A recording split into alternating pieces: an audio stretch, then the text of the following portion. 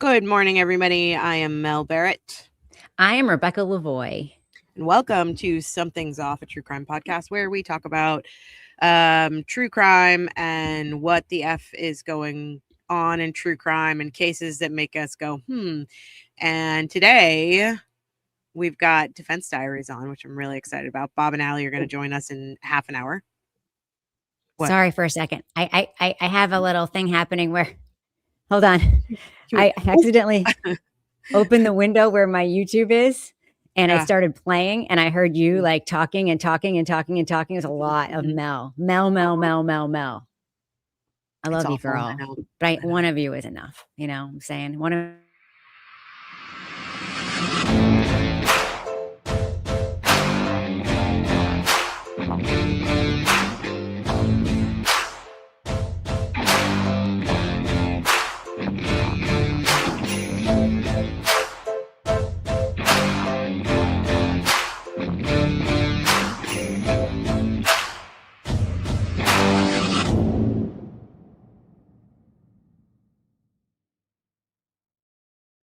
rude.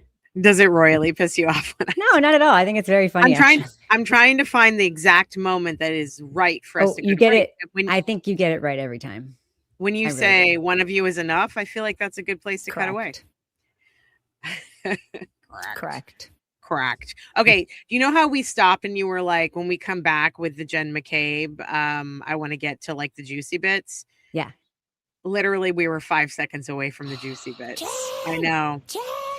There's about 25 minutes left on the day and it's all drama. And she gets I just watched it again this morning and I was like, oh shit, we have to do this one. It's so good. Okay. All right. Anyway, we'll get to it. What we're talking about is the members only that we do on Monday nights called Cross Roast, where we take the cross examinations in trial 1 and trial 2 of the Karen retrial. Right now we are in trial 1 with one Miss Jennifer McCabe. I hit him. Yeah. And basically Rebecca has a toasty little drink from her frosty little ninja. And I try to embarrass her, like secondhand embarrass her. It's hard. I have a hard time with my feelings about watching something that I hate. Cringy. It is. It's also, they're so embarrassing. Like they're so embarrassing. Yeah, it gets really embarrassing. I don't think they're embarrassing, but they are, you know? Yeah. Speaking of Jennifer McCabe. There was a hearing that none of us saw coming. I know. And also none of us saw because they shut the Zoom down and wouldn't let anybody in. Well, they let somebody film it, which was awesome because the camera person knew their job. They did. Did you see the beginning of the video where it's like the scrolling titles of what it is? It was public access. And it's like literally that. I was just talking about this the other day that I was the camera person in that situation. And you're not necessarily in the courtroom. You just happen to have a camera in the courtroom. Correct. And I don't know if there was a camera person in the courtroom, but my camera used to be in the courtroom and I was in like a box in a booth similar to this. Same. And when I do public radio stuff, you just steer it. You steer it. Yeah. So that camera operator was chef's kiss because they knew the assignment, and the assignment was to turn the camera in the direction of where all the McAlbert Higgins were sitting. And that was a Brian Higgins, who is half the man he used to be. Brian Albert next to him. A smirking douchey McJusherson Matt McCabe next to him, Jen McCabe next to her husband Matt McCabe, and then Colin Albert and Chris Albert, and it was just a lineup. It was like a murderer's row. It really was. It was as like one might say. Murderer's row. Did you see, by the way, I sent it to Kevin, that picture of Matt McCabe as a teenager? I did. I've seen it before. Oh my God. Forget who did it. Did Turtle Boy do it? He went back through all the yearbooks. No, I don't know. All I know is that, like, as I said on Twitter, like, casting director from an 80s bully movie called and they want their guy back.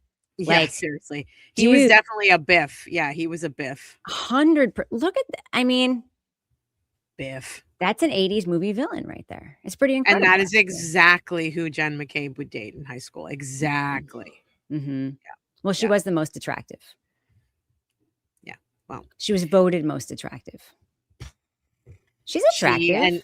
She's attractive. I think it's unfair to say that she's not attractive. Evil. She seems so evil to me that she's no longer attractive. But I think that once they made the mistake of saying that she was the most attractive because she has lived her life thinking that is true. Yeah. And it's no longer true because she's an evil human being. And going back and watching, so the part of the testimony that we missed. Wait, is this like a reverse? Like sometimes you don't think someone's super hot, but then when they realize how funny and great they are, they become super hot. This is like the reverse of that. Yeah. Okay. Yeah, for sure. Like what we weren't. So the part that we missed the other night in Crossroads was the part where she starts talking about Carrie doing the police interview in the other room while they're eating dinner in the other room, and how she didn't overhear her, but she did that part. Mm-hmm. And it's scary. I mean, it's definitely scary. So anyway, we're going to get to that later, but yeah, so there was a hearing. We're going to talk about that briefly before we bring our guests in. And I don't know, what do you have for housekeeping stuff? Well, first of all, we're like 20 subscribers away from 9,000. Literally. Come on, you guys. Get your friends to hit that subscribe button. Like this video while you're here. It'll push it up in the algorithm. Hype us if you want and can. Do so if you know how. It's complicated. Also, become a member so you can join us on Monday nights when I get drunk and Mel makes me watch things. It's super fun. And send us a tip. The link is in the comments, or become a member. Help support our work.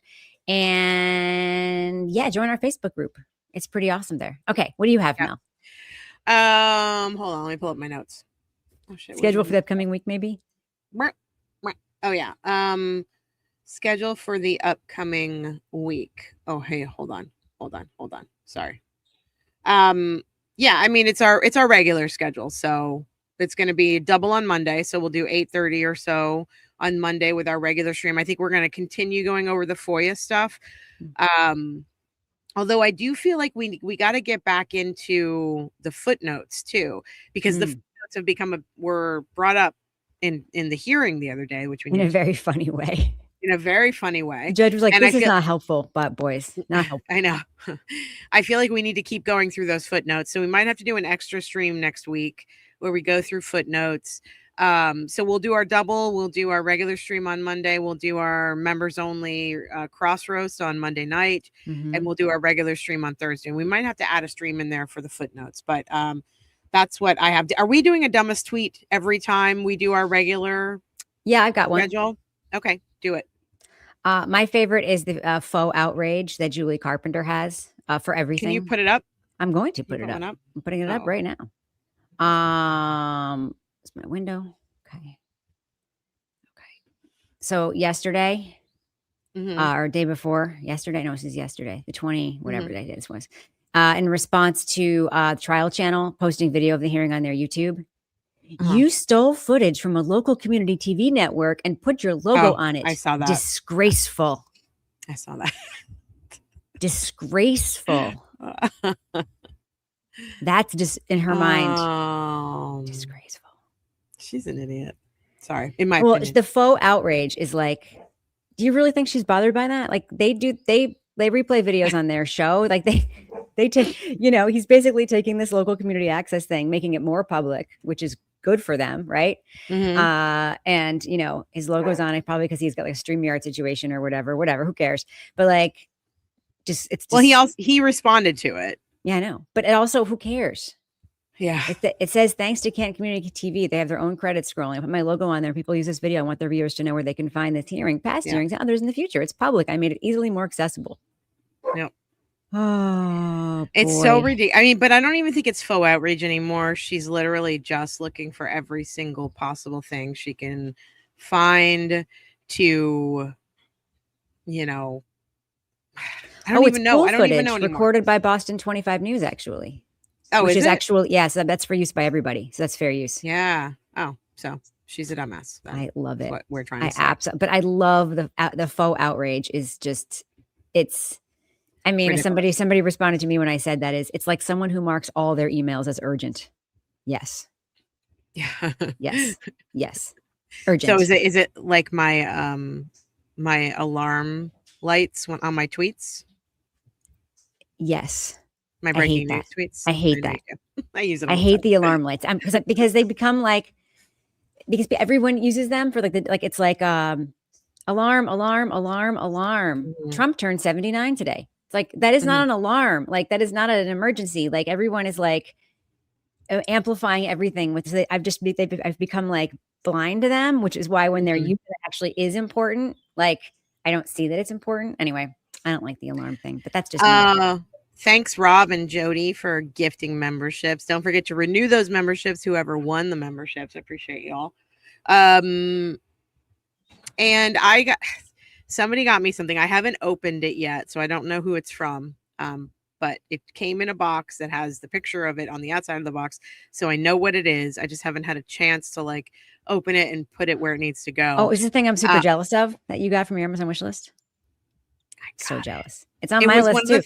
It was one of the things I really, really wanted, and it's Mm-hmm. a luxury thing. And I just so appreciate whoever sent it to me. I'm sure I'll find out when I open the box. But I got a towel warmer. Oh God, It's almost like having a heated floor in your bathroom. I almost had when we redid our bathroom back in 2021. I almost Mhm, put up one of those heated towel warmer thingies. mhm.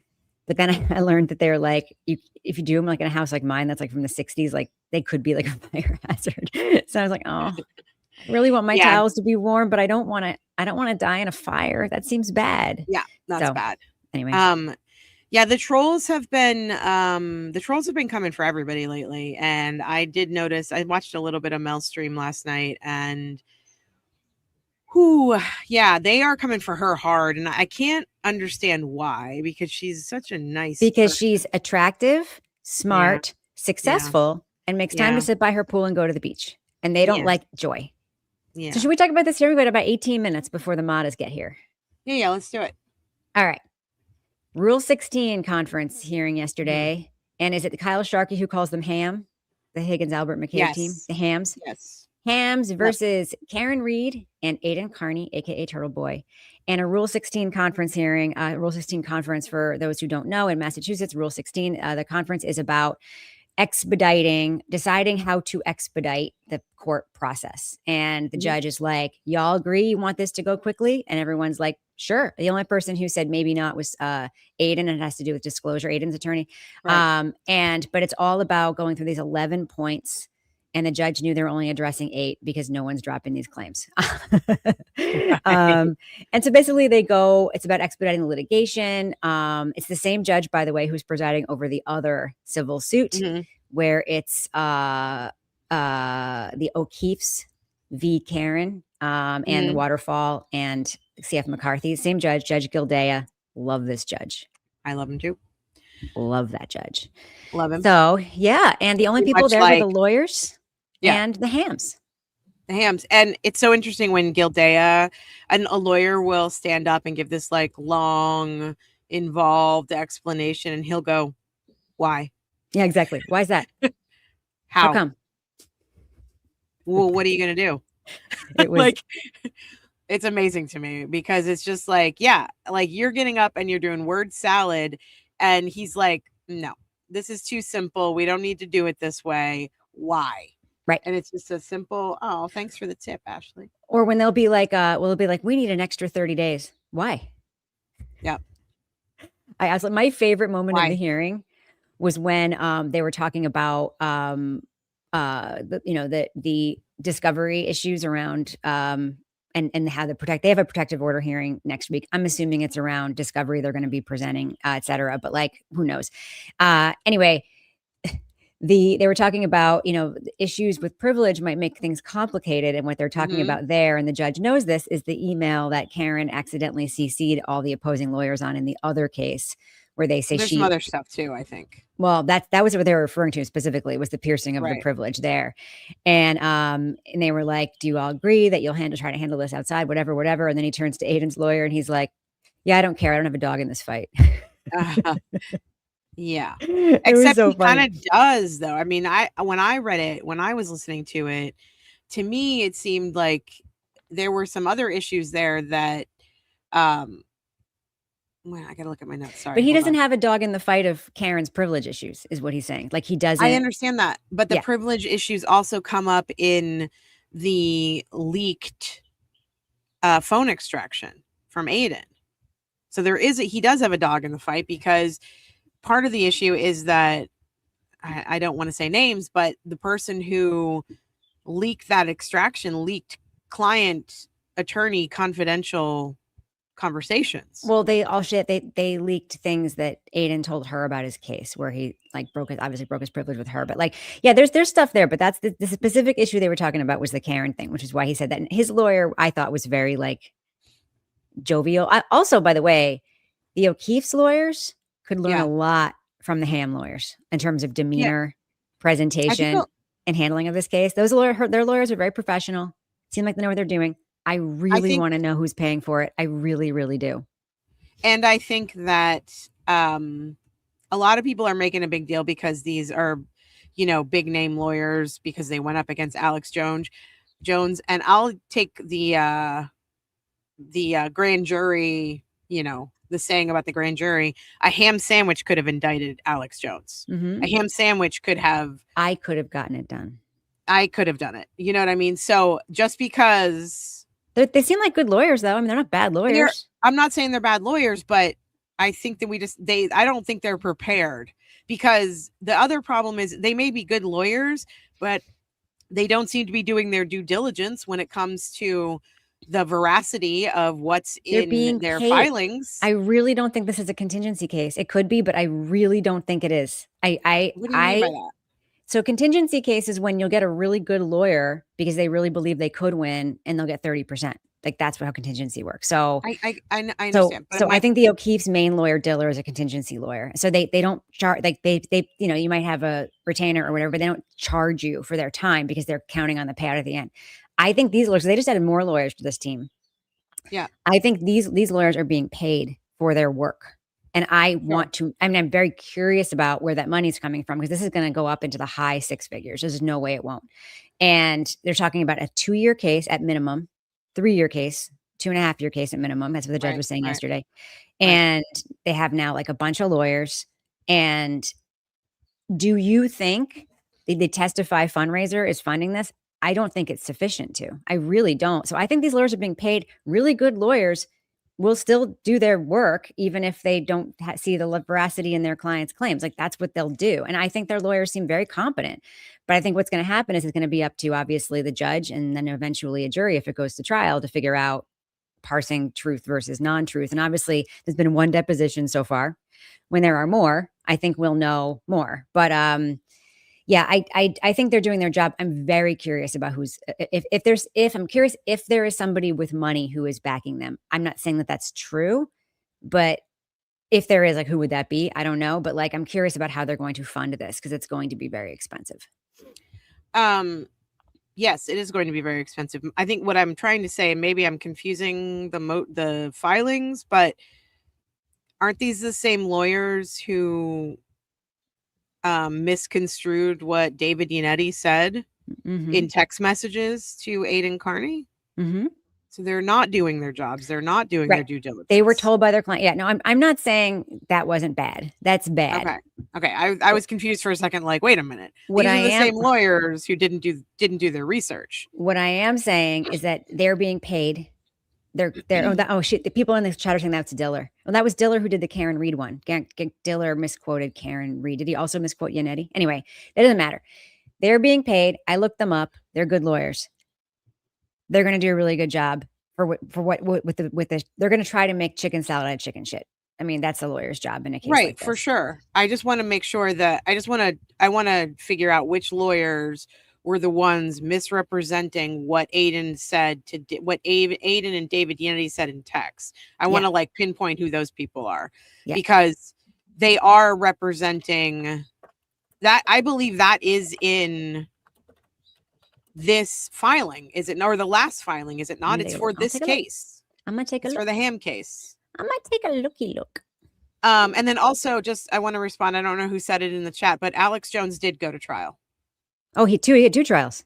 Yeah. 2 defamation trials. He had one in So Texas and one in Connecticut. Yeah.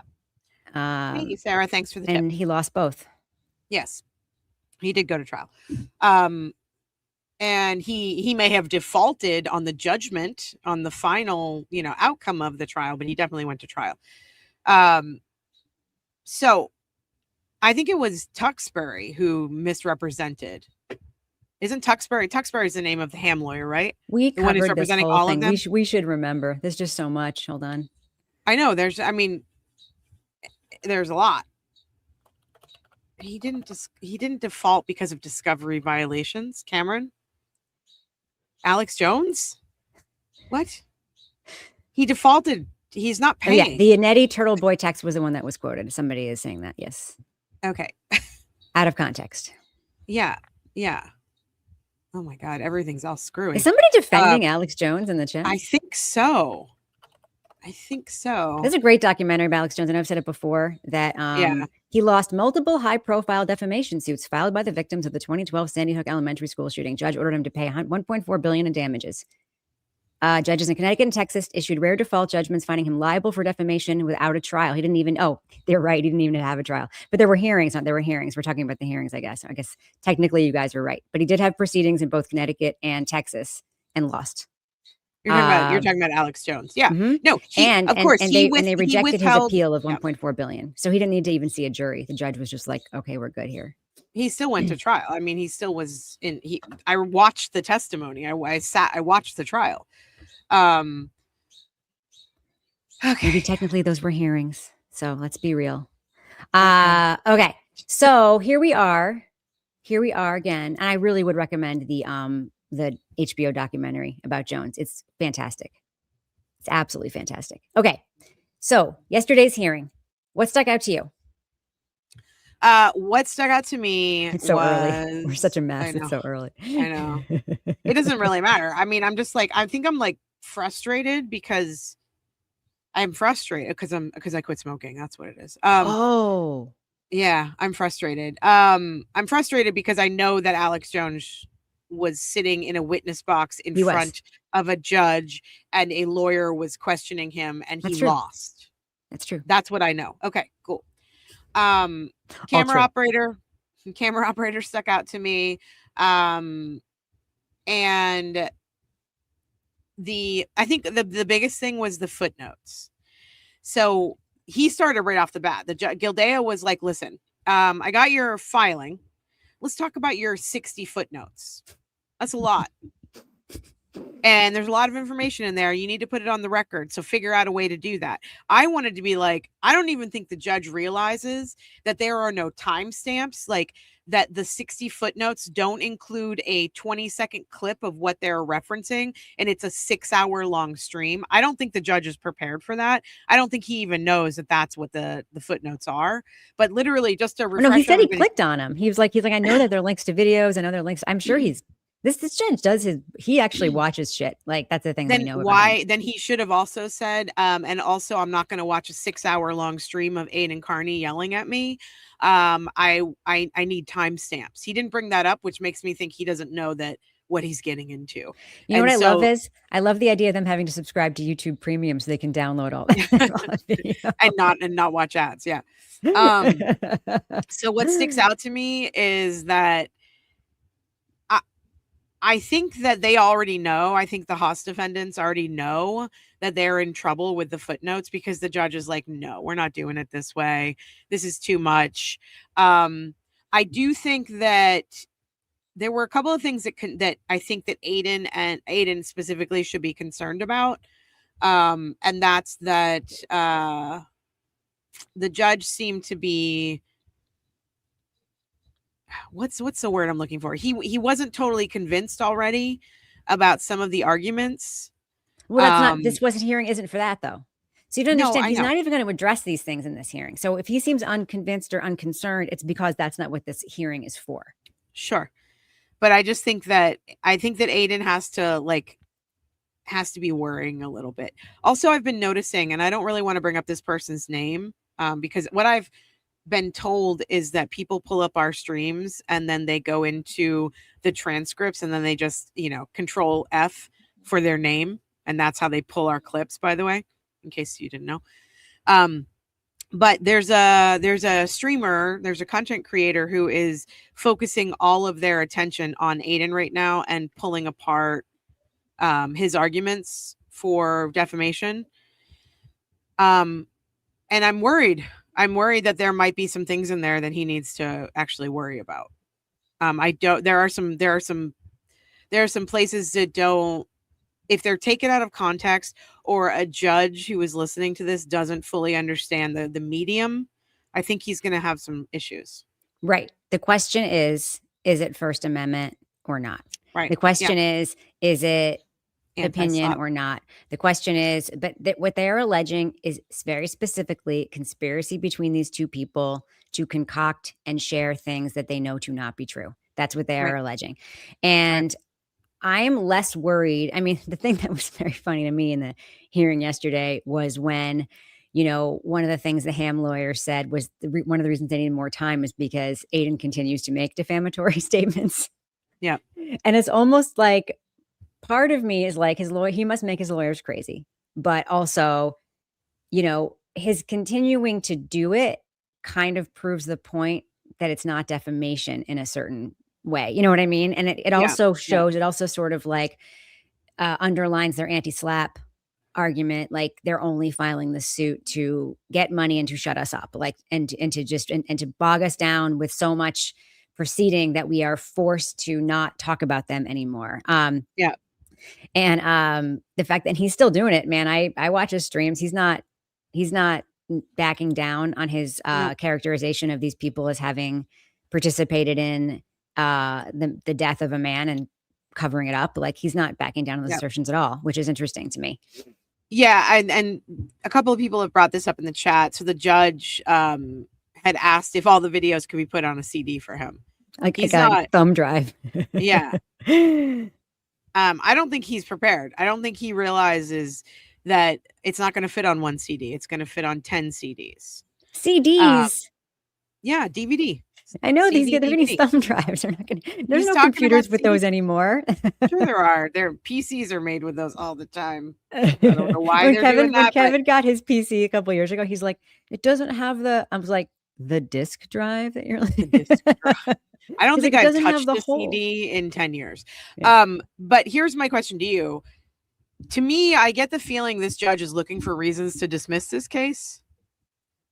Do you think that he will ever or be in a position to dismiss it? Well, we're going to have an anti-slap motions hearing in a few weeks. We'll find out.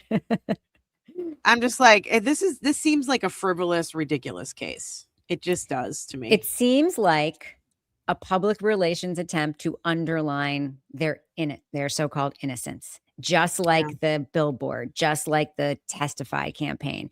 They figure if they sue, people will think we must not have done anything. Otherwise, why on earth would we put ourselves through this? Why would we risk being deposed? Why would we do this unless we're completely, innocent of all these things? By the way, what do you think about Colin being there yesterday?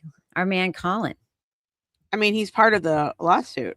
I expected him. I didn't expect to see Chris, but Colin's got to I guess Colin has to bring his daddy to court with him when he's 25 now, 26. How old is he? Well, he was 17 in 2022. So he's at least 23, 24. Yeah, something like that. Can we do math? It's 4 years later. So he's in his early 20s. He's 21, 22. Yeah. He's in I thought he was 21 at the trial, but maybe I was wrong. I just am like, why is Chris Albert there? Chris Albert's the only one who hasn't changed. He looks exactly the same as he always does. Well, he looked old before. Yeah. I mean, they all looked haggard and like, I know Matt's putting on a good, face, like trying to laugh it off or whatever. Smirky smirk.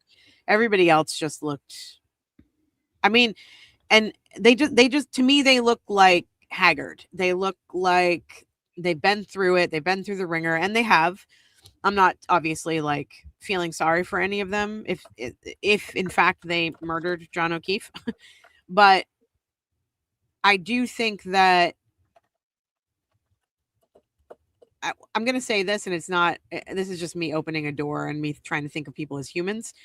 If they didn't do it, I understand like the fear and the anger that they're experiencing. Like, I get that. If they did do it and they're going through all of this just to prove or like make it look like they didn't do it, because that's what it seems like to me. If they in fact did it, the reason they're doing this thing is to make it look like they didn't do it. It's just another like brick, and it sounds like a Brian Albert scheme. So I don't know. But I will say that if they didn't do it, it's taken years off their life. And they're looking rough. So yeah. But doesn't the Haggard looks benefit them if they're claiming to be maybe. I'm not saying it doesn't or not. I feel bad for them. I feel bad for anybody who has made stupid decisions, made stupid mistakes, and has to pay for the consequences. And it's, we're human beings and we do stupid things all the time. So I don't know. I don't know if we'll ever know. You know what I mean? I just want to see the depositions. Guess who's here? I noticed we have a guest waiting. I think we should let him in. What do you think? We should. Absolutely. Bring him on. Bring him on. I'll do it. You'll do it. If we do it at the same time, we'll do this over and over again. Oh, the old in and out. The old in and out burger. We have a tendency to hit the button. How you doing? Thursday? Happy Thursday. Is the wife in court? She is. She's in Zoom court, though, so that's convenient. So she'll be with Alison? us. She's a person, Mel. She's a whole person. The wife. Oh, yeah. The wife. Yeah, the breadwinner. The breadwinner. That's what we like to call I'm just trying to sound like a straight here, Rebecca. He got up to a rocky start, by the way. Yeah. We got up to a sloppy and rocky start. It felt start. Perfect. It felt like I was at home. That's that's our move over there. Talking on mute for 5-10 minutes at a time. It's fabulous on my channel. People are accustomed to it, so it's good. Yeah. Or ordering food randomly in the middle of your streams. And always got to do it. Got to do it. The kids running around. There's no rules over at our house. It's a free for all. That's the way we like it. What are your separate rooms that you guys work from? So she's actually in my podcast studio. So Allie works in the official space, and my space is up in our room. We have a pretty large bedroom.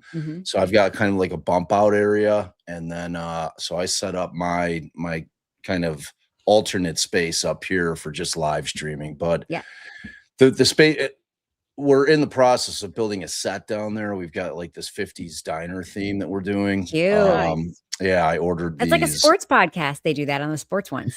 They do? Yeah. They look like a NASCAR podcast that's like in a 50s diner. That's a really cute aesthetic. No. I think it's cute. I have a studio in my house too. I don't stream from there because StreamYard stuff, but also because honestly, I like looking different for this stream than I do for the other podcasts I make. Yeah. And I like the light, The but lighting's great. Do you have natural light in there? Yeah. I have a huge window right here. It super helps. Yeah. I think that, and also big glass room here also helps. I think that the diners, like sitting together and talking thing is that's exactly what the concept's going to be. We're going to have like a small table because I had the like the bench seating ordered, and they custom made it, so it really looks like 50s diner type stuff. Nice. And then cute. We're going to have like a little triangular table so that we can sit directly across from one another. And my 19-year-old has agreed to play, the flow type waitress who's real sassy, sweet as pie with Allison, and then just treats me like total shit. Like that's going to be the running gag with it. So she won't appear all the time, but when she does, it'll be worth the price. I love it. I had my kids on my shows when they were teenagers. I did a show called HGTV and Me, which my son actually produced and was on a lot. Both of my sons were.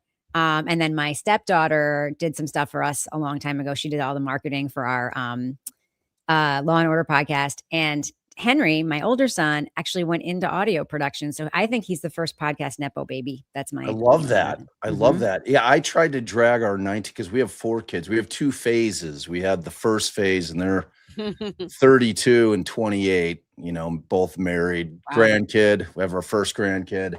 And then our second phase, 19 and going to be 20, and then 14 in like 20 days. So in our 19-year-old, I tried to pull her in to do our socials because, you know, that's what they do. It's like, I'm old. I don't understand TikTok. I don't know what I'm You're doing. fine. You're doing great.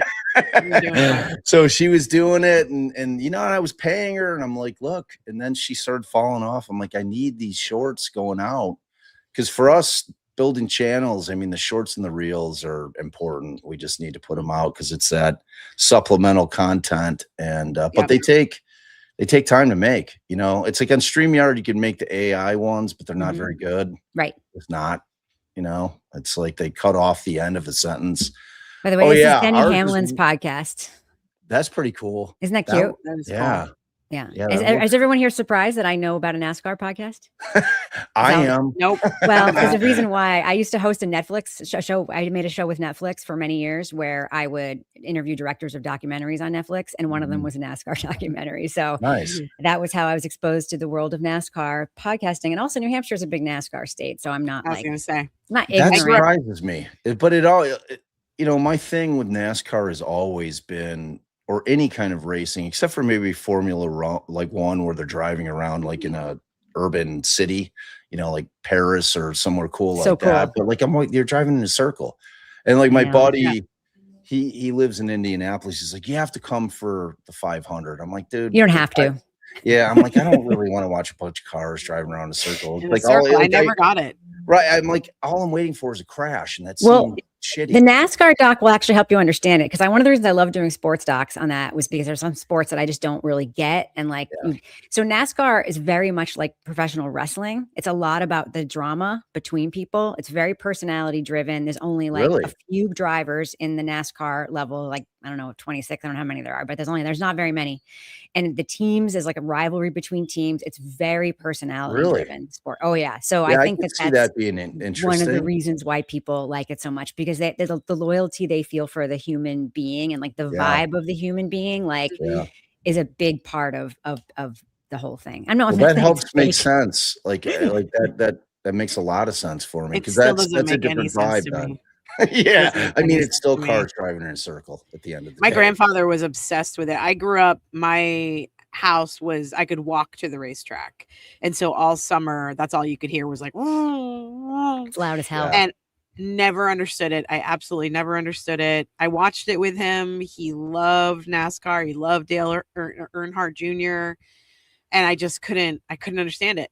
I think for him, it was more about the cars, like what they have to do at the pit stops, and like how to keep a car on the track and things like that. But I don't know. I mean, there's definitely a high skill level, you know, driving at those speeds where, you know, they're weaving in and out and passing, and, you know, the pit stop thing is pretty cool. It's just never, you know, it's like the older I get, the less I care about sports, and that, like, I've always been a huge sports fan, you know. It's like right now I care the most about my daughter's softball.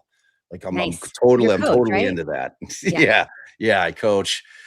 When we kind of like turned the corner, like her travel team that we decided to start 2 years ago to kind of create continuity between this particular group of girls. We were getting our teeth kicked in for like all last season because we were playing up a level because of just how it works out. There's not that many 13U teams. Like they usually go 12 and 14. So we were just getting our face in. Like in the past 2 months, we've like turned the corner, and it's an amazing thing to see because it's like we're winning games, whereas like we were never even in games. You know, it's really, and it's awesome for the girls. So yeah, that's fun. That's my passion project now. That's so cool. Hey, one more cool NASCAR fact that I just want to dump on you guys real quick. Oh, okay.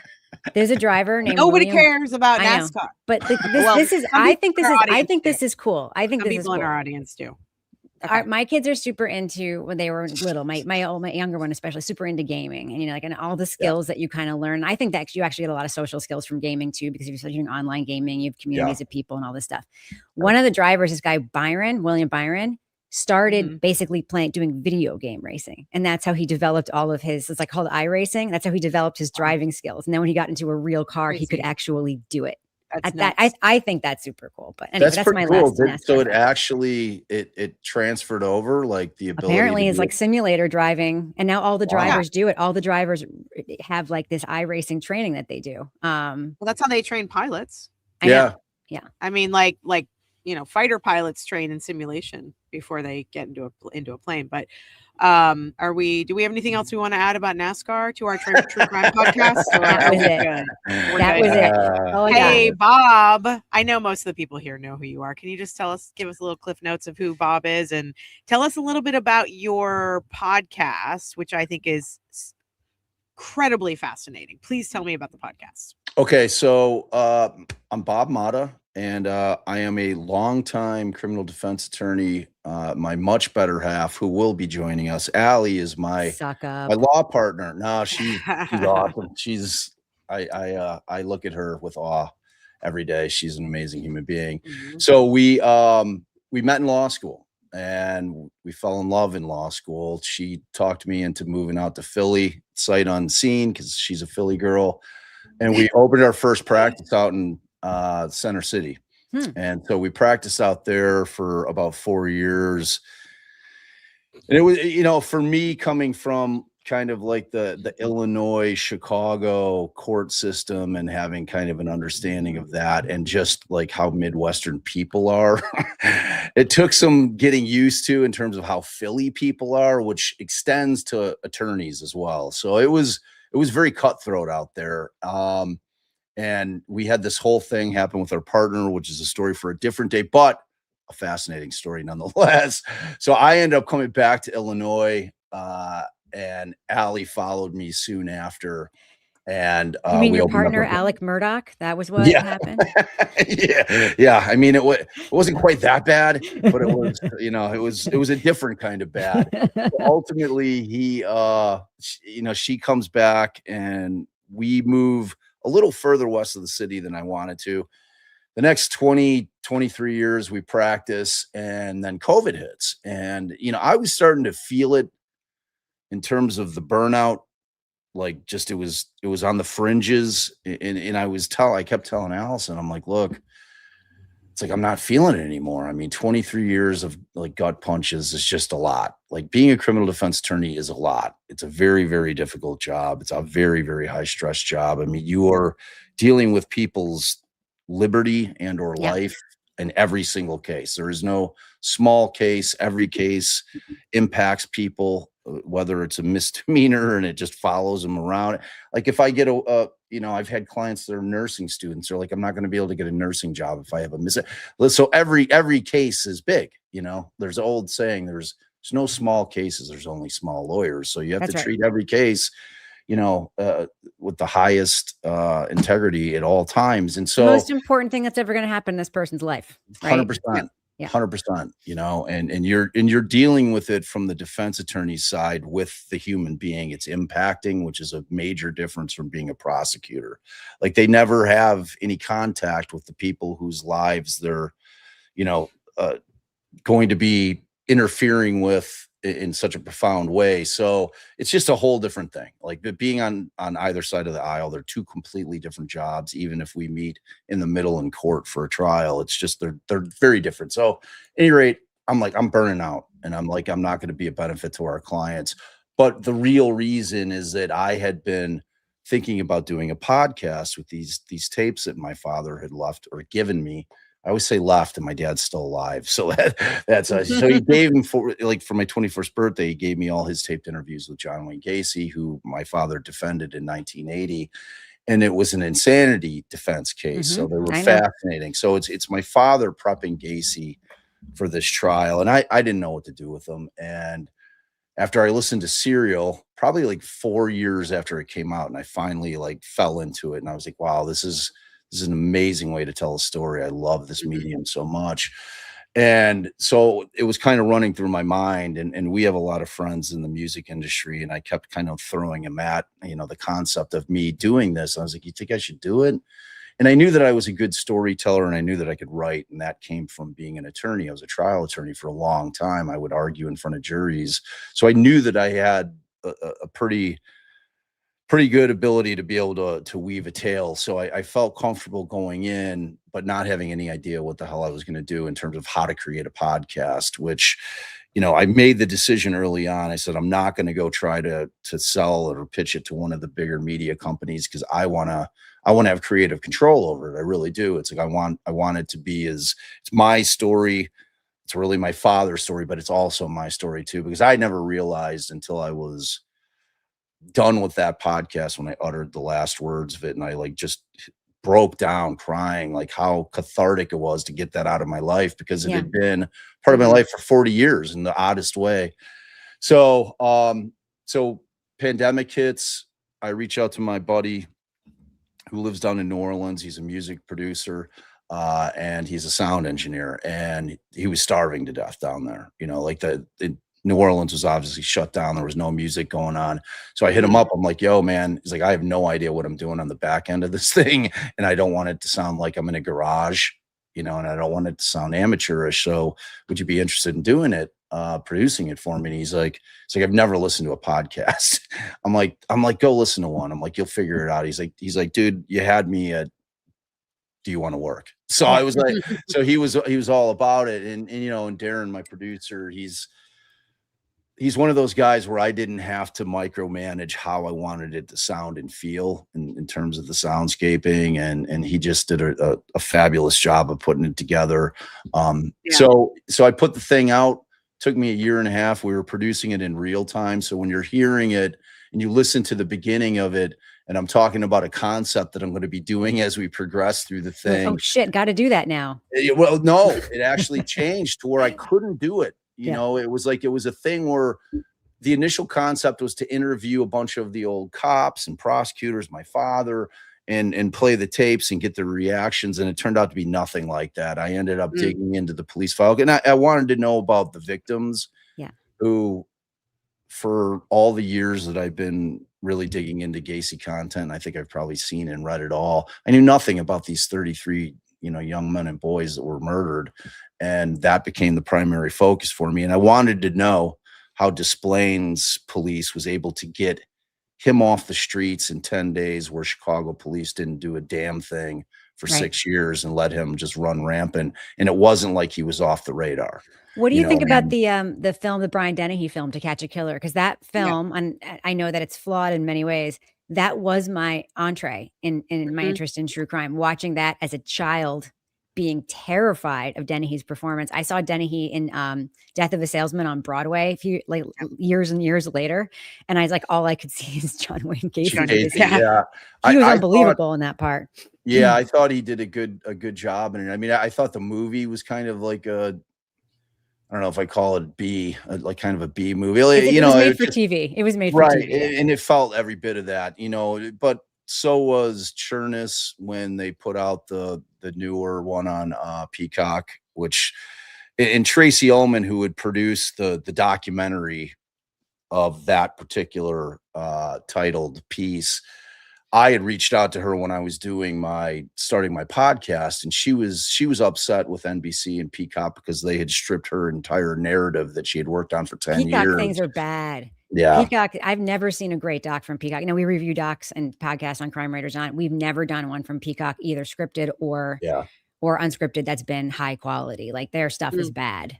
And Tracy, she was obsessed with the concept that Gacy was part of a bigger child sex trafficking ring. And there was some smoke there because John David Norman was this just horrific pedophile, and he was a broker of kids. And when they arrested him, they found like dozens of file cabinets just filled with kind of like dossiers on kids from all over the country.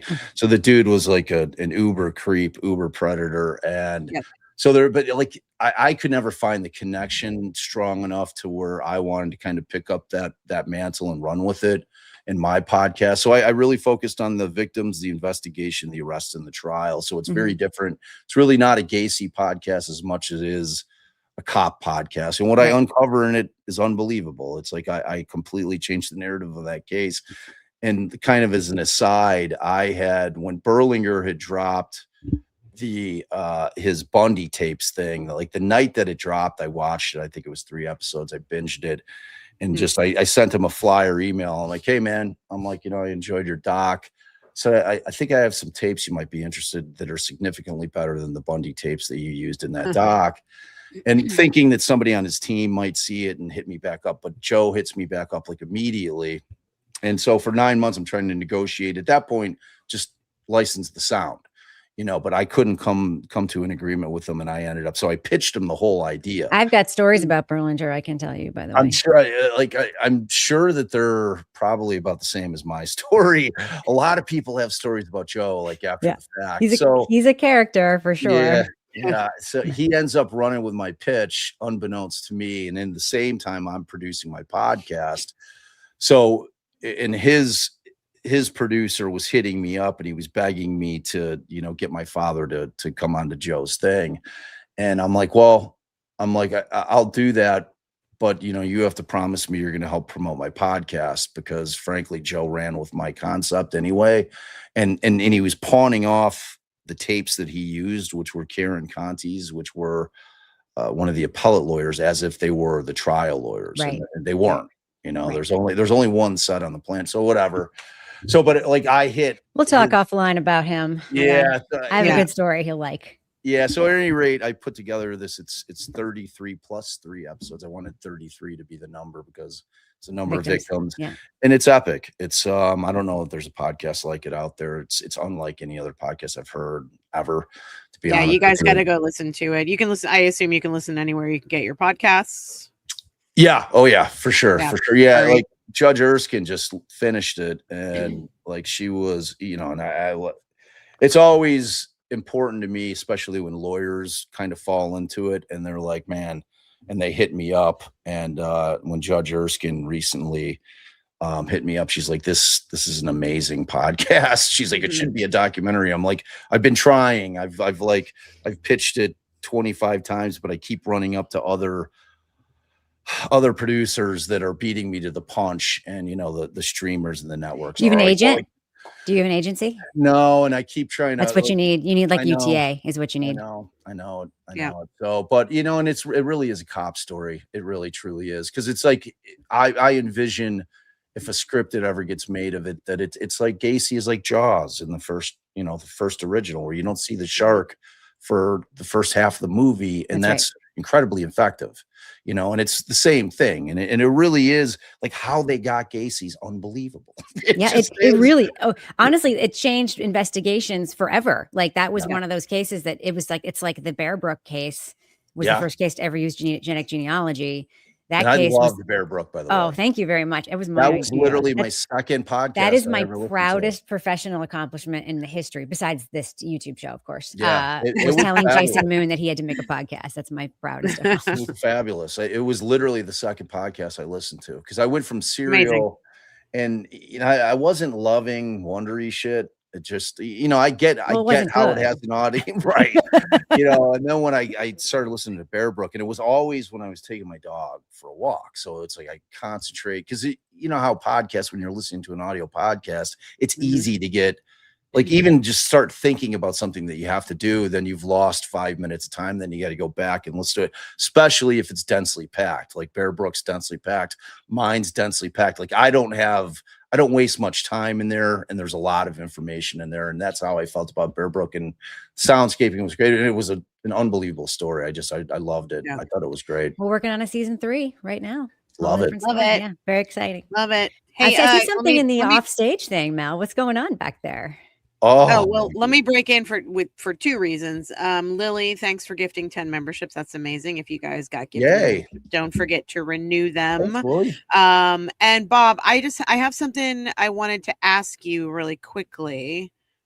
How do you pronounce this word? Oh, wow. Is that what you're doing? I'll give you a hint. It's a town. It's a town in in Massachusetts. I know. Wait, let me Worcester. No. Close. Nope. You got the Worcester.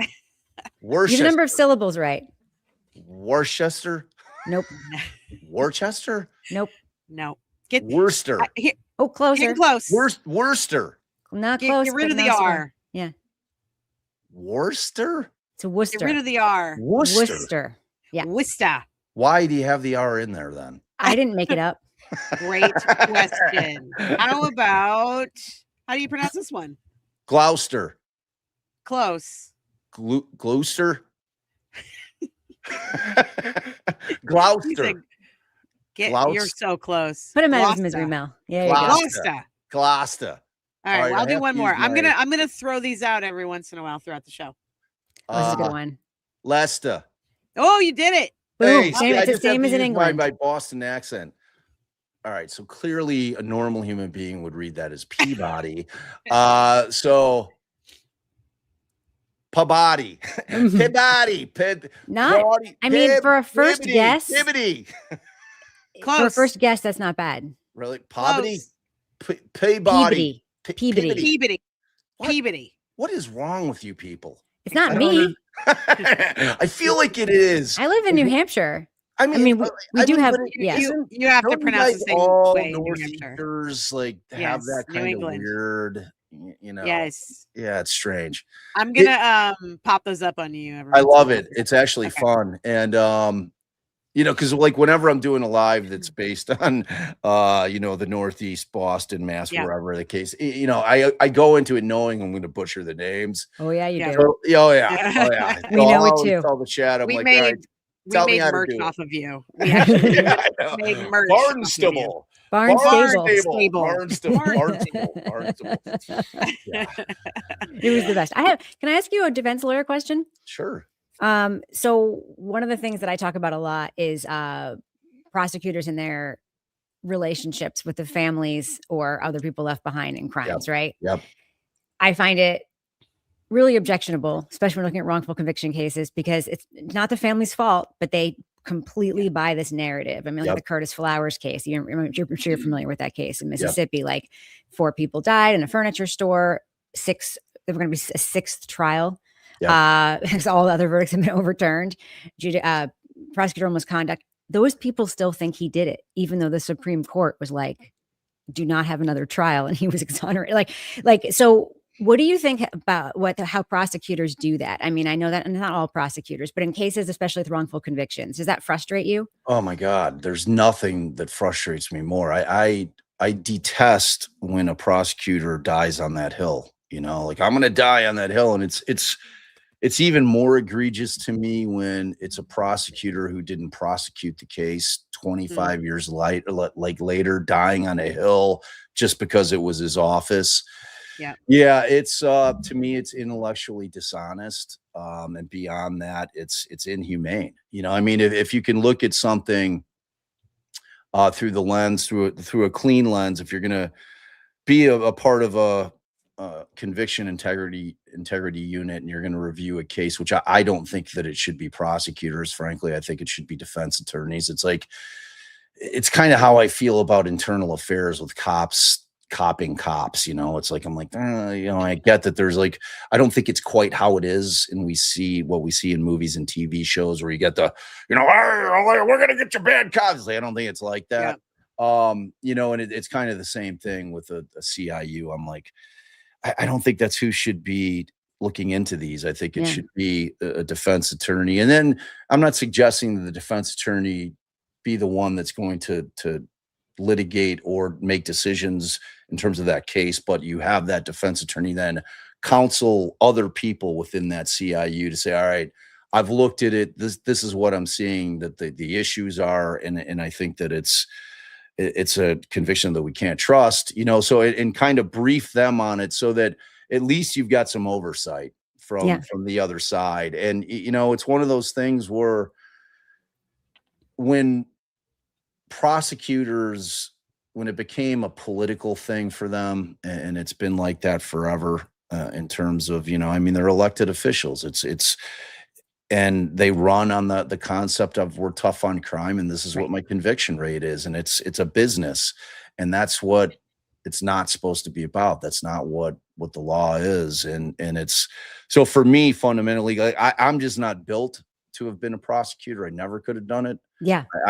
My nature is to defend people. Like even in real life, I defend people. Like it's, if I see anybody that I think is being picked on in any kind of form, fashion, physical, verbal, I feel compelled to get involved with it. If I just, it's You have how I'm justice built. issues? Is that what you're saying? You've got justice issues? Yeah, a little bit. So yeah, I think, we could probably spend 2 hours talking about, my feelings on prosecutors. And look, there are some wonderful prosecutors out True. there. There absolutely are, but it's the same thing with cops.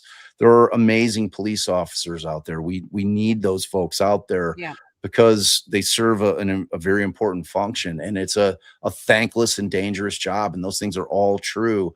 The problem is that when you have somebody who's given that much power with that gun and that badge that can change a life in the blink of an eye on some bullshit. Disembodied hand. I love it. Oh, I got a Diet Coke delivered. Sweetest. It bothers me, and Yeah. you have that thing with a cop. If you get one bad cop in a department, it's typically going to spoil the bunch. But typically, the way that it goes with corruption is it starts from the head, Right. and you get it because I think that a majority of people go into law enforcement wanting to do good, and if you happen to get pulled into a station or a department that has some corruption going on, it's typically going to be that thing where at some point they're going to try to pull you in on it. And if you're not game, then they put a brick on your career. They're not going to be able to fire you flat out, but you're not going to rise within the ranks, and you're going to be frozen out by the rest of the cops in that department. And it's just, and it's a thing where, people don't want to believe it's true, but I suggest you go back and watch, I think it's We Own This Town, and it was a 6-parter by the maker of The Wire and HBO. It's amazing. And David Simon, he's phenomenal. And it's 6 parts, and it's all about the Baltimore gun trace task force. Yeah. And it was like you just can't believe that it goes on, but it just does. Blatantly. It's still going on. It's I live in Maryland. And the attorney that I work with, who I've been working with for a while on the Pam Smart case, is heavily involved in that case. It's still going on here, the gun trace task force, because there are still guys in prison that they put away. Yeah. After falsifying evidence, and he's having to deal with the fact that, I mean, how many years ago was that? It was it was around Freddie Gray. That's when it all started to fall apart. He is still having new clients come to him who were framed up and are in prison and are terrified to come forward still. Yeah. Like terrified that they're going to be killed. It's a real thing. And it went up through, it was the DA's office, the attorney general's office.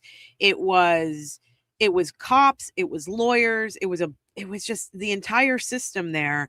And there were 2 books written on it, or maybe 3 books, but We Run This Town was a really good version of one of the books. I mean, it's not the greatest series, like the acting's not like great or anything like that, but it really, really, really shows you how high the corruption runs and how you sort of have to keep the train going. Yeah. Once one of the wheels falls off, the entire system falls apart. Exactly. Sounds familiar. Sounds like another case that we've been talking about a lot. Yeah. Yeah. Sorry. I've been talking a little. I'm sorry. I've been thinking a lot about Karen Reed and how I think that's where we're at right now. We're in this protection place where if one of these wheels falls off, we're gonna the exposing the corruption is going to make the whole thing fall apart. Yeah. And it's sort of the same thing with like the Epstein files.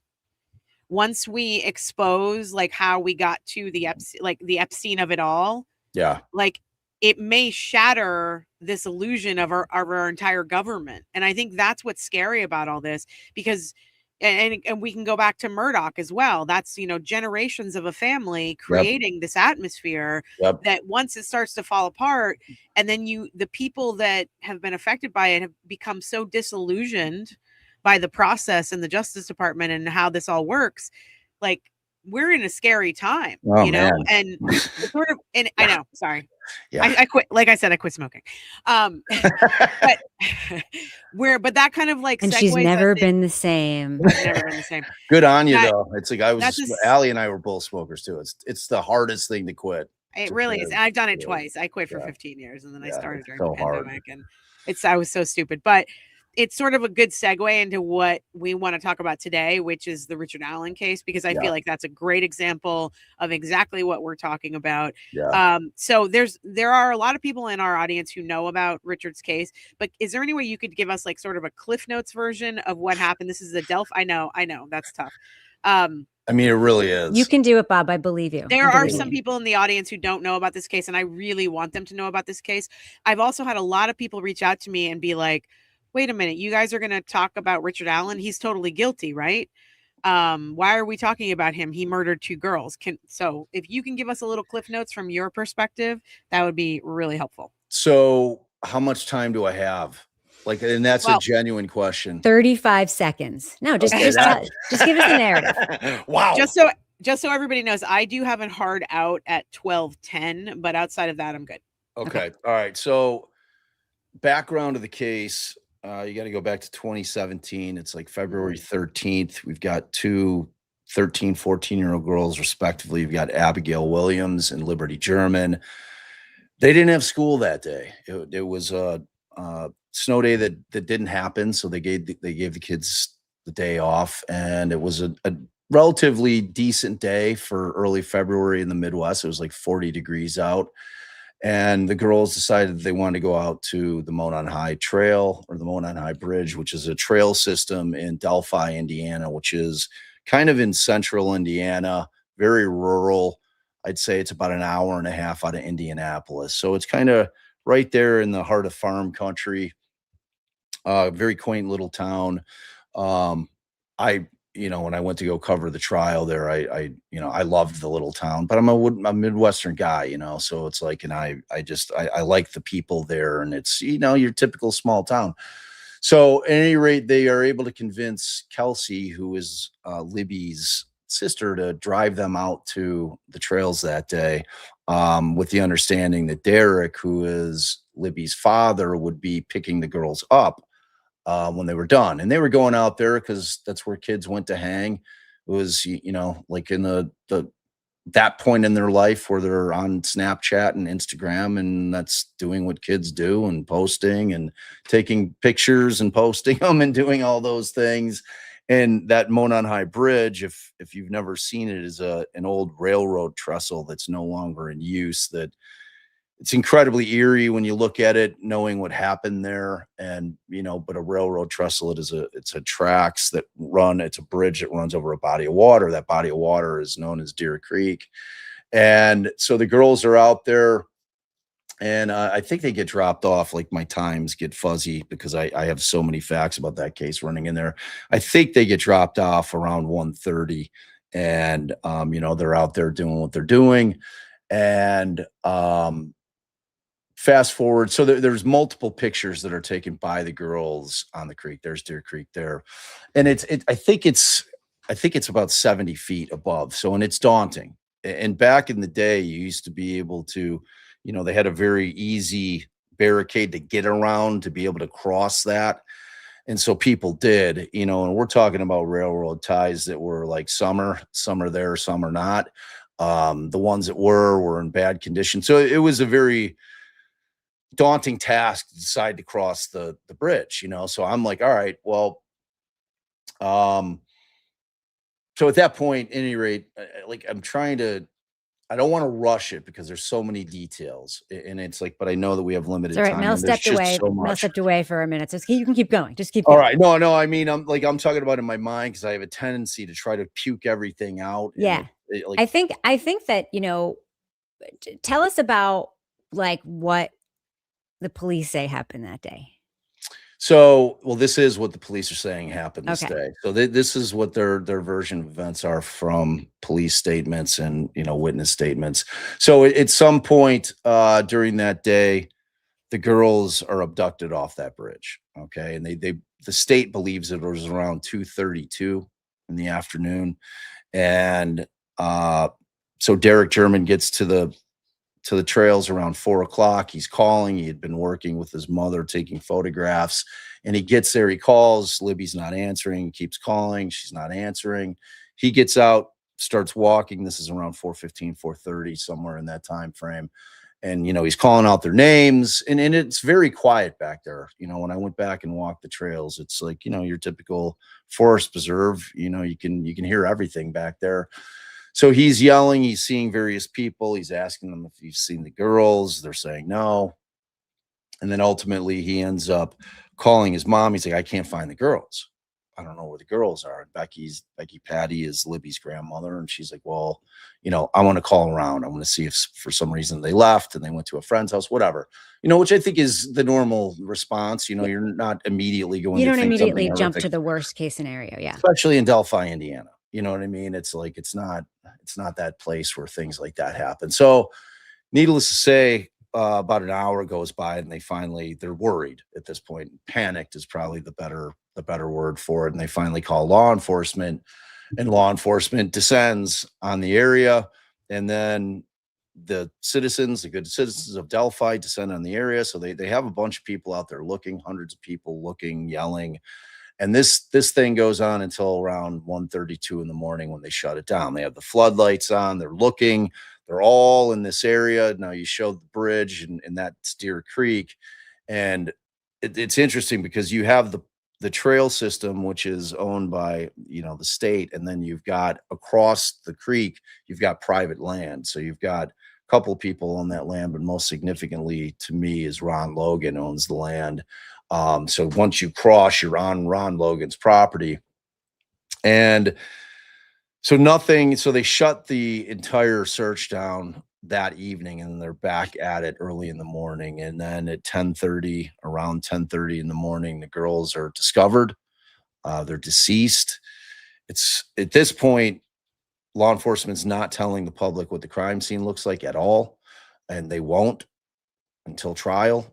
There's obviously rumors, and I think that there were some leaks. It wasn't known how they were killed. They didn't know if it was by blunt force trauma, by sharp force trauma, whether it was a gun. Nobody knew. But people had learned that it was most likely that the girls were, killed with a knife. So ultimately, the case is then investigated initially by Delphi police, and then they create this thing with the Indiana State Police, and it's this unified command. And the unified command is kind of like the brain trust, if you want to call it that. They come in and start this investigation. The feds start poking their heads in it, but the interesting thing that brought the case kind of to the national limelight was this video that Libby had taken on her phone, and she had taken a Snapchat video where. And if you haven't seen it, it's out there for public consumption. It's creepy. Yeah. Very creepy. And in theory, it's her capturing the killer on this particular video. Whether or not that's true is debatable. But that's the story the state ran with. So at any rate, you see Libby's filming Abby, who's probably about 20 feet from her. And then, you see Abby kind of quickly navigating the bridge, which is in and of itself a feat. And then I can show the video if you want real quick. Yeah, I think it's probably worth it. Yeah. Okay, here's the video.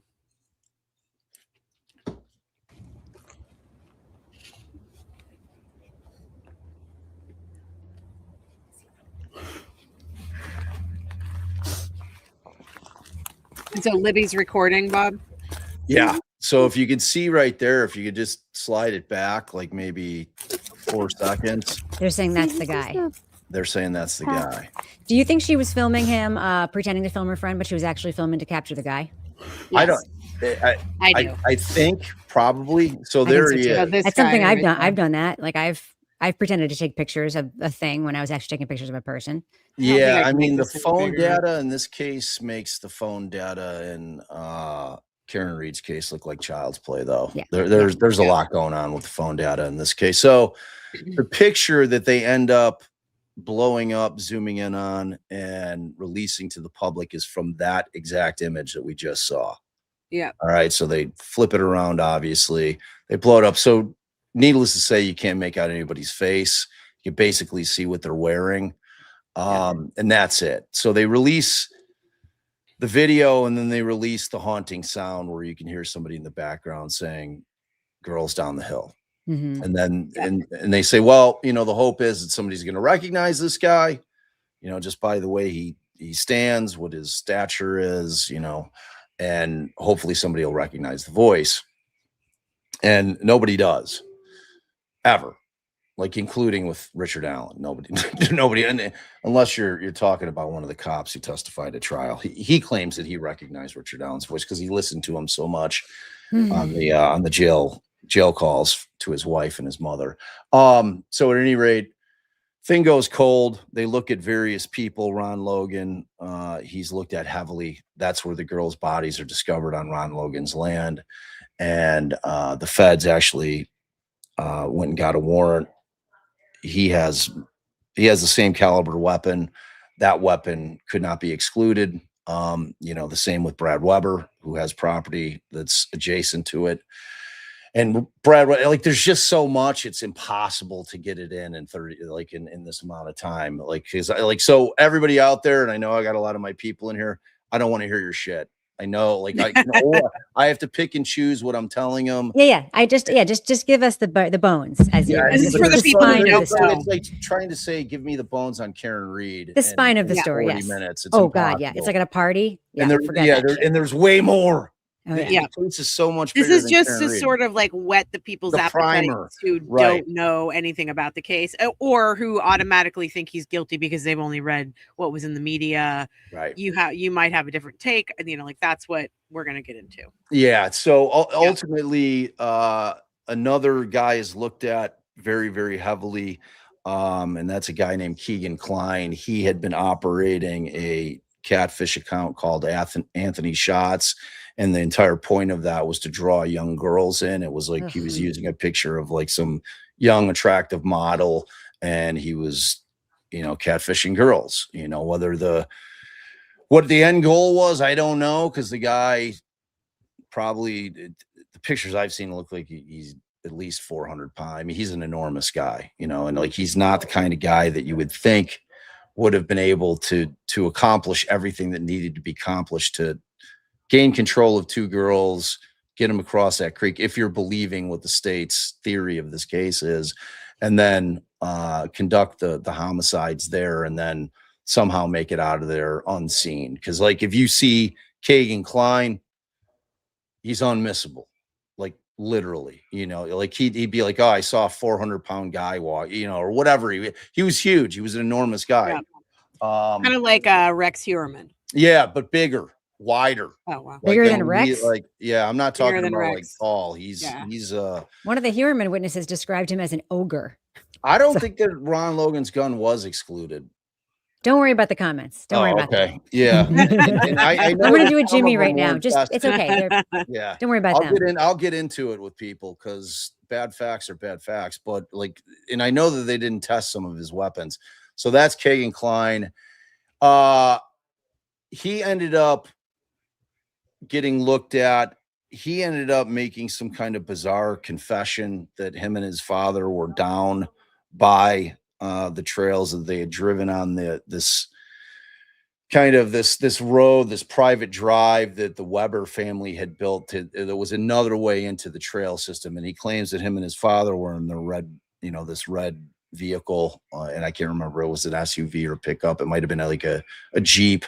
I can't remember. Like, there's so much with it, but at any rate, he claims that his father gets out of the truck, and he ends up disappearing for 2 hours. He comes back. He's bloody. He gets back in the truck. They drive. And this comes out after, or I think it's after Richard Allen's been arrested, because they then go and drag the river, the Wabash River, where he claims that they threw the weapon and a phone into the river. So they drag it. They find all kinds of shit, whether or not they found what was the probable cause for Richard Allen to be arrested? So that's when I really took note of this case. I was aware of it because Delphi is not too far from my area. So it was a case that was reported pretty heavily here. At that point, when the probable cause affidavit drops, it was sealed for months. So that was the first thing where it puts up, sends up a red flag for me. And I'm like, damn, like why? Because it's got to be extraordinary circumstances for them to seal a probable cause affidavit. We have a right as the public to know why, and it's a high profile case. So immediately, it's on my radar, and I think that something's weird about it. So ultimately, what they ended up arresting him on is mere presence at the bridge. He had, 2 days after the girls went missing, he had gone and spoken with Dan Doolin, who's this resource officer, who for some reason didn't really record the conversation, didn't really take notes contemporaneous to the conversation, or if he did, who knows when he took the notes. So at any rate, the time in which Richard Allen claims that he was there changes from the time that the Doolin interview, which took place back in 2017, and when they arrest him prior to they interview him, if you want to call it that, they really interrogate him 2 times before that. And those are worth watching. Like, frankly, if you're going to get into the case at all, I would start with the 2 interviews by Mullins first, and then by Jerry Holman, the second one, and then start there and just look at it without being tainted by the facts of it, and just watch these 2 interviews and think about, like, if this is a person that appears to you to be somebody that's been hiding in plain sight for 5 years in the same town that he's alleged to have committed these crimes, and just go with your gut on it and start there, watch them all from beginning to end and say, this doesn't look like your normal interview. This doesn't look like an interview of somebody who has committed this just horrific crime and has been sitting on it for 5 years and finally got made on it. Right. Like, because I think that that's the best starting point. But at any rate, so they have the presence at the bridge when Allen says that he's there between anywhere there's a wide time frame, anywhere from 12 till 3.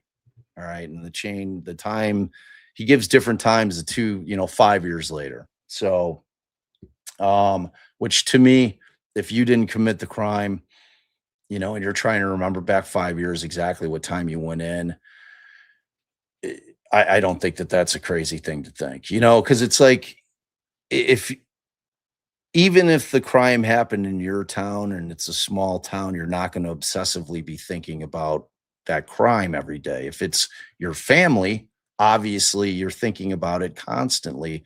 If you're just a citizen in that town and 5 years has gone by and you didn't commit the crime, I don't necessarily think that I would recall exactly when I went anywhere 5 years ago. If I happen to be in an event where 5 days ago, are you kidding? Like, that's the whole thing, is the expected. I always feel like something isn't true when someone is too precise. I mean, this is also a huge problem in the Karen Reed case. It's like, just say you don't know. That sounds much better than exactly. Or bring a lawyer.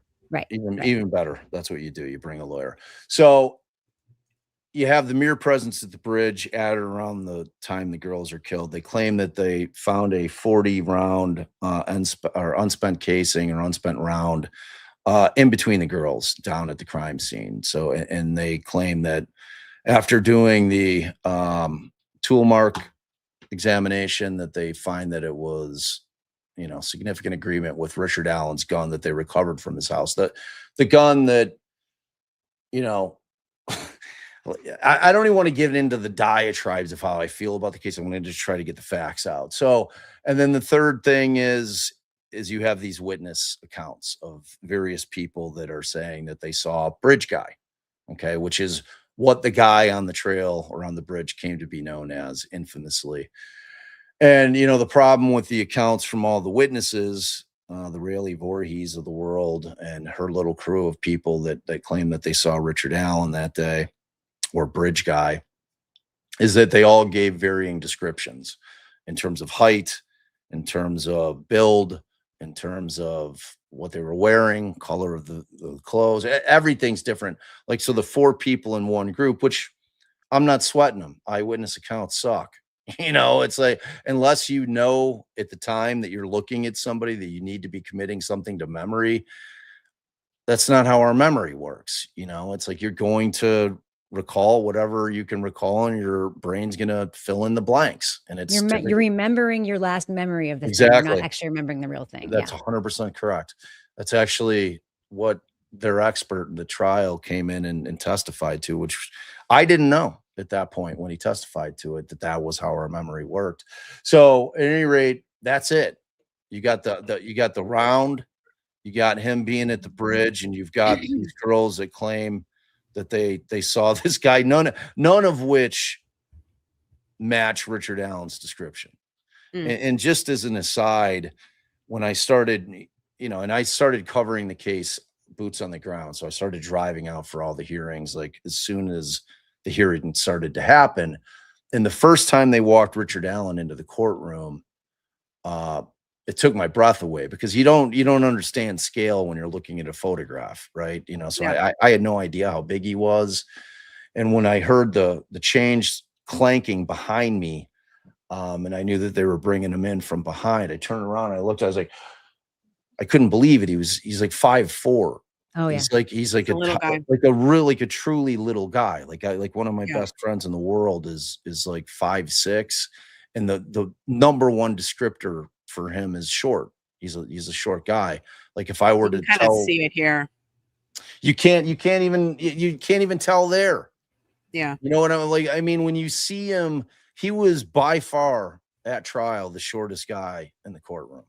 He's that guy where like he would stick out in any place that you see him, because he's going to be the shortest guy in the room. And it's not the size that matters, it's the height, because there is actually video evidence of Bridge Guy. So yeah. Exactly. So he looks nothing like Bridge Guy. He looks nothing like Bridge Guy. Right. But beyond that, the thing that stuck out to me initially was the fact that none of the girls used the descriptors he was really short. Yeah. And anybody that sees a really short person, the one thing that you're going to remember a man about in them, particular, definitively, is that he was short. How do you know how tall the girls were? Were they like taller than 5'4"? Yeah, that's 5'5". There's a whole, like, my boss is like about half an inch shorter than me, and it's like we usually sit together in video, and every time I see him, it's like startling. I'm like, I always forget that we're like an eye line together. Like, yeah. So that's I it. ask a quick question. Yeah. I want to get to one of the biggest points. And so we know, so Richard Allen has been convicted and he did confess. Is that true? Yeah. Well, I mean, it depends on what you consider to be a confession. Can we talk about the confession? Under duress, right? Yeah. Well, I mean, he was held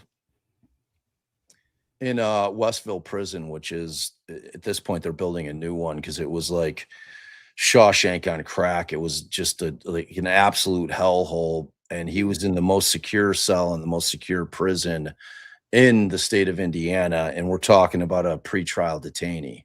So typically pretrial detainees are kept in a county jail if they can't afford bond, or if they're not given a bond, or, for whatever reason, they're having to remain in there. And so ultimately, he's kept in solitary for 13 months. And what ends up happening, I think, to probably all normal human beings, is that he goes psychotic. So the arrest happens in April or October of 2022. Slipping in from like March and April, he's going psychotic, like literally going psychotic, to the point where they involuntarily administer Haldol. So, and it's during this time frame, from this April and May time frame, where he starts making these confessions, like calling his wife and saying, I did it. And she'll be like, no, you didn't do it. They're fucking with you. And he's like, no, he's like, evidently I did, and it's like, they say they have hundreds of hours of him calling from the tablet. And the interesting part about trials is that, in terms of the hearsay rules, you can hear statement against interest in terms of hearing things where people are confessing. That's not considered to be hearsay. Right. So you don't get to hear all the other shit that he was saying, like that he had started World War III, that he shot the girl, like all the things that he had a psychotic break, it sounds like. Completely. Well, I mean, he was eating his own feces. Well, the UN calls solitary confinement torture because it is 15 days, more 15 than 15 days. He was in for 13 months. Yeah. Right. And he, you know, I really think that when people think someone confessed means they did it, they don't know the science. They don't understand the science. Haven't been exposed enough to what the read technique does, to what people will say to elicit a confession. The sort of desire to end it is very often the reason that a person who's not guilty confesses. Yeah. And it was frustrating to look at it, and it's frustrating to read the chat. You know, because like there's people out there. You can minimize, you can just close that, you know. Yeah, no, I like to see what's out on the streets. I think a vast majority of people, but it's hard to know. In my sphere, most people are on the Richard Allen right. thing, do it. But a lot of people, I mean, first of all, I really respect you. I know very little about this case, but my bias is to side with you because I know that you're really smart, and I know that you're a defense attorney, and I know that people think defense attorneys think everyone's innocent, but that's not true. Not true. My friends who work in defense, it's like they spend most of their job finding the evidence the person did it so that they know what they can fight in court, right? Like, so most of our job is pleading out our clients correct guilty. I mean, very few cases go to trial. You know, I mean, typically they get it right. Right. Which is why when a defense attorney says someone didn't do it, to me, it holds sometimes more weight with the factual innocence claims. Yeah. That's the thing. Because they're comfortable with guilt. Because they're comfortable with guilt. It's such a great point because, and it's true, it should hold more weight. I rarely think people are innocent. that, you know, it's like, I've got to see a lot. And if something makes it to trial, typically there's issues that exist in the case, because if it's lockdown evidence and it's clear that you're not going to be able to prevail at trial, you know, the attorney is going to do everything they can to advise their client, look, it's not in your best interest to go to trial on this thing. And everything's not murder, right? So, I mean, there's many, many different crimes that criminal defense attorneys are working on in terms of what their clients committed or are alleged to have committed. So, you know, like we all focus on the murders, but there's a whole world of shit out there that we're dealing with. So when you get to kind of a murder case, and if there's maybe a mental defect that's at issue, you know, and that's a very challenging defense. It's the defense of last resort. It truly is. You know, that's a way you can go about it. Or, you know, if there's facts that don't fit, you know, and Richard Allen's thing was really an arrest of convenience after 5 years of it being cold. And, you know, they had this guy's statement 2 days after, and everything that he said in it was 2 days after. I was out there. Here's my phone. They take his whatever that IEMI, what I don't know what the fuck it's called, you know, whatever the identifier is when you pull the battery out. So, you know, he's like, he was on their radar, but not at all because he's cleared. And then 5 years later, they somehow unearth this file. This Kathy Shank woman claims that she unearths it from a drawer and is like, whoa, this, you know, like this is the guy, you know. So from that point forward, you know, he becomes the guy, and then it's a railroad job. You know, I mean, there's you don't hold some, without getting into like the legal fight of it, which is epic, and what happens during. I mean, you guys got to tell me how much of the legal side you want to get into, because I'm very interested in process. I mean, I think that I mean, one of the things I don't understand is when people who are observing cases or like, you know, watching cases or have strong feelings about them, why be so entrenched, right? Like, I have very strong feelings about the Karen Reed case, but I have considered every single piece of evidence, and that's what's made me more entrenched. But if I saw something that was counter to what I believe, my beliefs would change. 100%. And kind of what bothers me is when folks are just, I feel like he did it.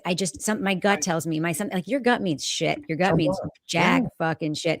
Your opinion means nothing. Like, it's like, that's why I'm interested in process, because process is people, and people are guided by those shitty principles of gut feeling, whatever, like, and a judgment, morality, all that stuff. So just give us like the issues with the legal process. I mean, I'm not even kidding. Like, what are your I'm top telling three? you, Karen, well, the top three are the conditions of confinement, and that goes to the safekeeping hearing that happened initially, how he ended up in that particular prison, where he wasn't present. His attorney wasn't put on notice. Like, there was nobody there representing Richard Allen when the decision to send him to that prison was made. So that you start there, and then you move on to Fran Gull, who's the judge, who, again, if you were of the mindset that Cannoni was biased and just unhinged, like, that woman, I would have killed to have Cannoni on Richard Allen's case. Like, Right, honestly, right. because whatever you want to say about her on that first trial, when the defense and Dave and Alan and Bob wasn't there, but Eliza went with that theory of defense where they decided to lean heavily into third party culprit stuff. She was letting it all in. It was coming in through Bowden in her world, but Lally made the decision to put on a prebuttal case wherein he did him the favor and he put all those witnesses on, and they got into it during Lally's case in chief. Cannoni cut the defense off at the knees from the whole third party culprit thing. And that, like, leads us into the, one of the pretrial filings, which was this infamous Frank's memo. Now, a Frank's motion is when you're filing a motion to the court and you're saying, okay, look, a cop went in and was able to secure a warrant based on bullshit, based on lies, omissions, those kind of things. And I've got enough, Your Honor, to show that what I'm saying is true, that this cop was not truthful. They shouldn't have been issued the warrant because it was based on lies. So that's a Frank's hearing. So this thing was 136 pages long. So this thing lays out these alternate suspects that were all stemming from a separate investigation that was going on into these potential Odinists, is what they call them. So when that thing dropped, it was mind blowing when I read this thing. I've been drafting legal pleadings for a long time. I've been reading them for a long. I'd never seen anything like it.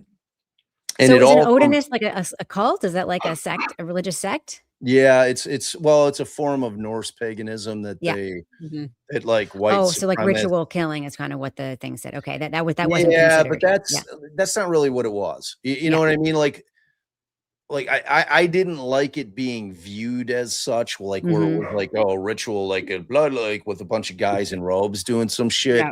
It's more like a bunch of white supremacists who think fucking Vikings are cool and think that runes are cool. I'm familiar. Yes. Yeah. And they exist big time in Indiana. Like they are there. They walk amongst us. And they actually were guards in the prison that Alan was at, had Odinist patches on their fucking uniform. Wow. It was crazy. It was like, like they just like the history, Bob. This is just the history that they're fascinated by. I mean, I have a question. As far as how the victims were found, is the Odinism argument was sparked because of the way the victims' bodies were arranged. Is that right? Yeah. So, they seem to be posed, and additionally, there were these stick formations on the girls that appeared to be runic in nature, Right. And so initially, when the whole thing started in terms of the investigation, the Unified Command thought it was odd enough the way that the crime scene looked in terms of how the girls were posed, in terms of these weird stick formations, because it's like they clearly weren't enough sticks to try to cover the bodies. You know what I'm saying? It was like, I think ultimately at one of the pretrial hearings and then at trial, one of the defense attorneys, Jennifer Auger, got their guy who went out and was doing the testing on the spatter on this tree that they found. And she got him to admit, that was probably like 3% of their bodies recovered. It was like, this isn't them the killer trying to hide the bodies. It wasn't that. So they end up going to Purdue to find a professor who's learned in the ways of runic Germanic runes and things of that nature, and just runes and Norse paganism. And they find this guy, Jeffrey Turco. Those, he's deposed. Those depositions are out there for public consumption now in terms of what he says. And, he's pretty clear that he thinks that he doesn't necessarily think it was a ritual per se, which I don't either. I think it was just somebody who did this, and it's kind of their thing to be like, oh, this is what we get into, so we're gonna, whatever was going on in their mind, you can't really delve into it. And I have Dawn Perlmutter on our channel, who was going to be the defense's expert witness on this stuff, who Gold denied being able to testify. We had her on our channel, and she really kind of breaks it down very eloquently, with a pretty high education level in terms of what she's talking about.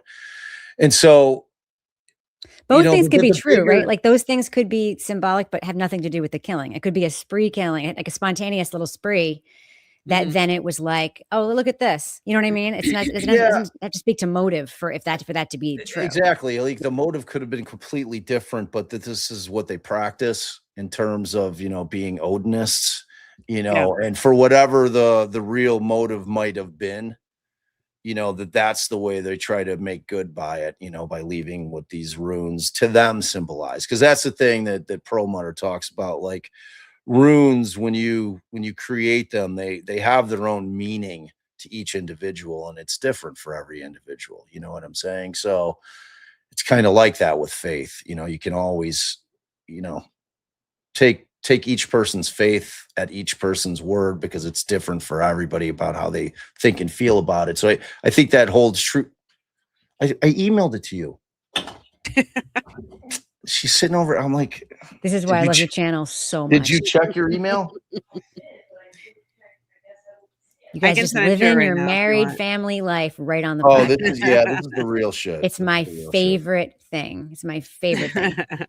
And it was sitting in my email not sent. Oops. So per usual, she was right. All right. So yeah, the Odin thing in this memo, and the amount of evidence that they put in with these three cops, Ferenczi, Murphy, and Click, which sounds like a law firm, but they were all highly regarded, decorated cops. Ferenczi was, part of an FBI task force, terrorism task. I mean, these weren't like Barney Fifes that were doing this side investigation, and they had thought enough of it to go to Turco, and Turco said what he did. And ultimately, for reasons unknown, they decided to veer off that path from the kind of the potential, I think in their view, satanic panic type killing. Right. It's like you get those West Memphis 3 vibes from it, but really with the crime scene, the best way to describe what the crime scene looked like and what the girls look like is True Detective season 1. Right. Like that's exactly what it kind of like, the whole feeling of it looks and feels like that. I actually was like, what year did that shit come out? Like to myself, like I wouldn't have been surprised if that. And they chased all this ritual stuff, and it was just the spoiler alert, the long guy. So right. So exactly. So ultimately, I think spoiler statute of limitations, by the way, do run out, and I think that's out on that one. Just FYI. Yeah, I agree. Long gone.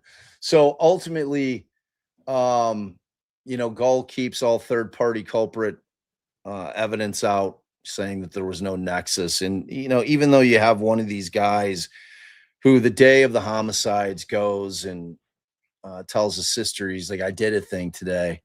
And, he tells her, yeah, we killed these 2 girls, and the sister's like, what are you talking about? He's like, I'm part of something now. He's like, I have brothers now. And she's like, what? So she ends up ultimately calling law enforcement and ratting her brother out. They bring her in, and they give her a polygraph, and the polygraph isn't to see if she's lying about what she's saying. They want to see if she's lying about what she's saying her brother said. Right. And she passes the poly. So at some point, Kevin Murphy, who's one of those 3 cops, goes and interviews this guy. And Elvis Fields is brought to the station. They interview him. And as Kevin Murphy's driving him back to his trailer park, and the guy gets out of the vehicle, he turns around to Kevin Murphy and says, hey, if they happen to find like my spit on one of the girls, but I have a reason, I have an explanation for it. He's like, am I good? And so, I'm like, why isn't he the strongest suspect? why isn't he and how isn't that a nexus? Right. Like that, that's a stronger, because and he said it to law enforcement. We're not talking about his conversation with his sister anymore. Yeah. Right. This is to a cop. And that's also bullshit childlike thinking that people often do, where they come up with a reason for something, or they try to get ahead of something that makes them look bad. Right. And the thing about this particular guy is he's very low IQ'd, so he's not a bright guy. Which to me, people are always like, oh, well, he was had a super light. I'm like, well, that seems like it makes it more likely that he'd say some stupid shit. He'd use that childlike reasoning in terms of, and it's like, you worry about the smart ones. As I am known to sometimes say, it's why I doubt Stephen Avery's guilt, because his IQ is 85 and his story has never changed. And that's like, people are like, oh, but blah, blah, blah. I'm like, yes, but you have to understand, like, he doesn't have the sophistication to keep this up for this long. It's a long run. It is. Long run. Keeping the tail hidden. Yep. And so one of the other, I think the other significant person, and again, there's so much to dig into on this case. You can rabbit hole this for years. Is what you're saying is, so if people only consume the case through the trial and its ancillary media and through people talking about the trial, like there's a bunch of stuff they likely didn't see or don't really understand. Oh, 100%. Right. I mean, because this case was tried in the dark, and it was no cameras in the courtroom, right? No cameras in the courtroom. And Andrea Burkhart and myself were there, and Lawyer Lee. We were all the three lawyers in there that were trying to transcribe it the best we could. And Andrea is amazing at transcribing shit, like word for word, like a human, stenographer. It was crazy. I would turn around to her, I'd be like, yo, I'm still 3 questions behind. What was the answer to the question 3 questions ago? And Andrea had it all down. So I'm like, it's a frustrating case. I became, close with Kathy Allen and their family through my coverage ultimately. So, and I would talk to Kathy, and I would ask Kathy hard questions. I'd say, is there any part of you, because Kathy's been married to Rick since they were teenagers. Rick has his daughters grown and married. Like, this is a normal dude. Like, they found nothing on any of his no DV, no DNA, nothing. No, like, I'm talking about no DNA. There's nothing connecting him to that crime scene other than this round they claim. Hey, but that wasn't the murder weapon, right? The gun. No, hey, Allie, how are you? No. Hey guys. Oh, I don't know if my. Oh no! Froze. You froze a little. Are you on the Ethernet, or are you using the Wi-Fi? You got to use the Ethernet, girl. I was on the Ethernet, but I turned off. That sounds like a breakdown in a 90s song. Girl, you got to use that Ethernet to get a good connection. Girl. I love that. The way you sang that actually sounded like a 90s Thank you. It was spot on. Thanks. I'm going to take Allie off because she's frozen. Yeah, let her figure that out. So, kind of the bigger things that you look for in terms of somebody who's going to commit a crime like this involving 2 girls. And it seems it very much appears to be a crime of opportunity, right? Like, they were trying to find somebody that may have drawn the girls out there. There's theories out there that Kagan Klein drew them out there that day through that Anthony Schatz account, and that somehow Klein was working with somebody else to get them out there, which could be true. Were the girls like known to be outdoorsy types before this hike? I mean, they were both athletes. Yeah. Libby was an athlete. Both girls were athletes. Libby had a sturdier build. I mean, she was like, I frankly think that Libby would have kicked Richard Allen's ass. Yeah. Like, I mean, she wasn't a kid who like took shit from anybody. I mean, when you see and hear Libby talk, like, she was a tough kid, And, well, it seems like she was also aware of her surroundings, which is Totally. why she was recording. Totally. And like, that's the kind of kid I was. There's no way that Richard Allen would have been able to take me. Right. I mean, the whole She's like, theory I'm was- coming out with fists. Yes. I'm Right. just saying, Right, like, you would've run, I'm you the would've person, struggled, I'm you the would've- kid who walks into the room and looks for the weapon in case something happens. So, like, every time I've ever seen footage of Libby or her family members talking about her, I believe what they're saying about that kid. And a guy, the height and build of Richard Allen, I don't think that he would have had any chance with her. But You like could a probably outrun 400-pound him fairly easily. But too, Yeah. right? if he had a gun, that's yeah, that's true. the Yeah. You're So right. what's the But that- significance but of the like, of you the have to- There's casing? two of Like, them. Yeah, Where I'm right. like, You got to flesh that out. The gun thing and crossing Deer Creek, which is at that point, they believe it was probably at its height about 3.5 feet. You're talking about a 5'4" guy trying to control two athletic girls crossing a creek.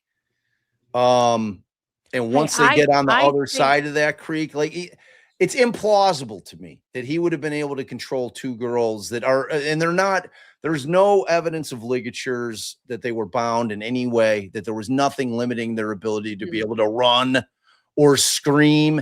Because if this happens, that's a bigger point. that's the bigger point. At 2:30, there are people out in this trip. Her dad is Shit's gonna calling her start coming name. out. right. Yeah. That I'm not at liberty to talk about in terms Right. of tips that came in and people that were out there that, and there's a creator that's doing some amazing work that's really been tracking down all the people that were out on that trail system that day. And there were a lot of people out there. The government wants it to be a very small universe. It's a better story out there. It's a cleaner story. It's an Right. easier story for them to get around. But there's a that's lot what there. I wanted to say, babe, that, Yeah. if you're playing devil's advocate, you have a gun, there's two of you, you don't want to leave a friend behind. Correct. So maybe there's other ways to look at it that way. But her father is out there screaming her name. And I'm telling you, Bob and I went there, okay? And you could hear, I thought there was like a deer in like the bush or brush, like to the side of me. And I'm like stopped and I'm looking and I like see a little tiny chipmunk, so sounds were echoing, sounds travel through the very, very high. And if it's one person and he's having to drag, one child, there's, like Bob said, there's no ligature marks, there's no nothing, there's all this stuff happening. Once one of you is like getting cut, okay, all those things are happening. The other one now, that part of it's gone. There's not a gun on you. Screaming at that point wouldn't matter. Right. Running at that point wouldn't matter. So even if you want to play devil's advocate and say, well, maybe with a gun under a certain set of circumstances, one person could accomplish part of this. Right. So is your thinking that there were two people first, and second, that with the father searching, maybe the killing was a result of like, it's like the quick decision to, maybe there was a different plan if there were two people. I don't think they were killed at 2:32. Okay. That's probably unlikely. What I do not. I'm just curious. I was just curious because the reason, and we learn at trial why they were so dead set, and they being the government was so dead set on that time frame, and it's because the only confession wherein Richard Allen is alleged to have given details, and that's without getting into the whole Monica Walla, who was the prison psychologist, who was a true crime junkie, who was researching this case long before she became Richard Allen. Oh, you've got a Becky Hill here in your. She's way worse than Becky Hill. Like, she's saying something. It's unbelievable. Like every ethical duty that woman had was destroyed because she didn't treat this guy in any way that any real psychologist would treat a patient. And ultimately she claims that he says that he was out there, that he saw the girls, that his motive was to essay them, that he's on the bridge heading down the trail, and then this white van drives down that same private access road that I was talking about, that Keegan Klein said that his father and him drove down. Says that it spooks him Okay, so which means he would still be on the other side of the creek, and so that he goes across, and that's when he kills the girls after he sees this white van.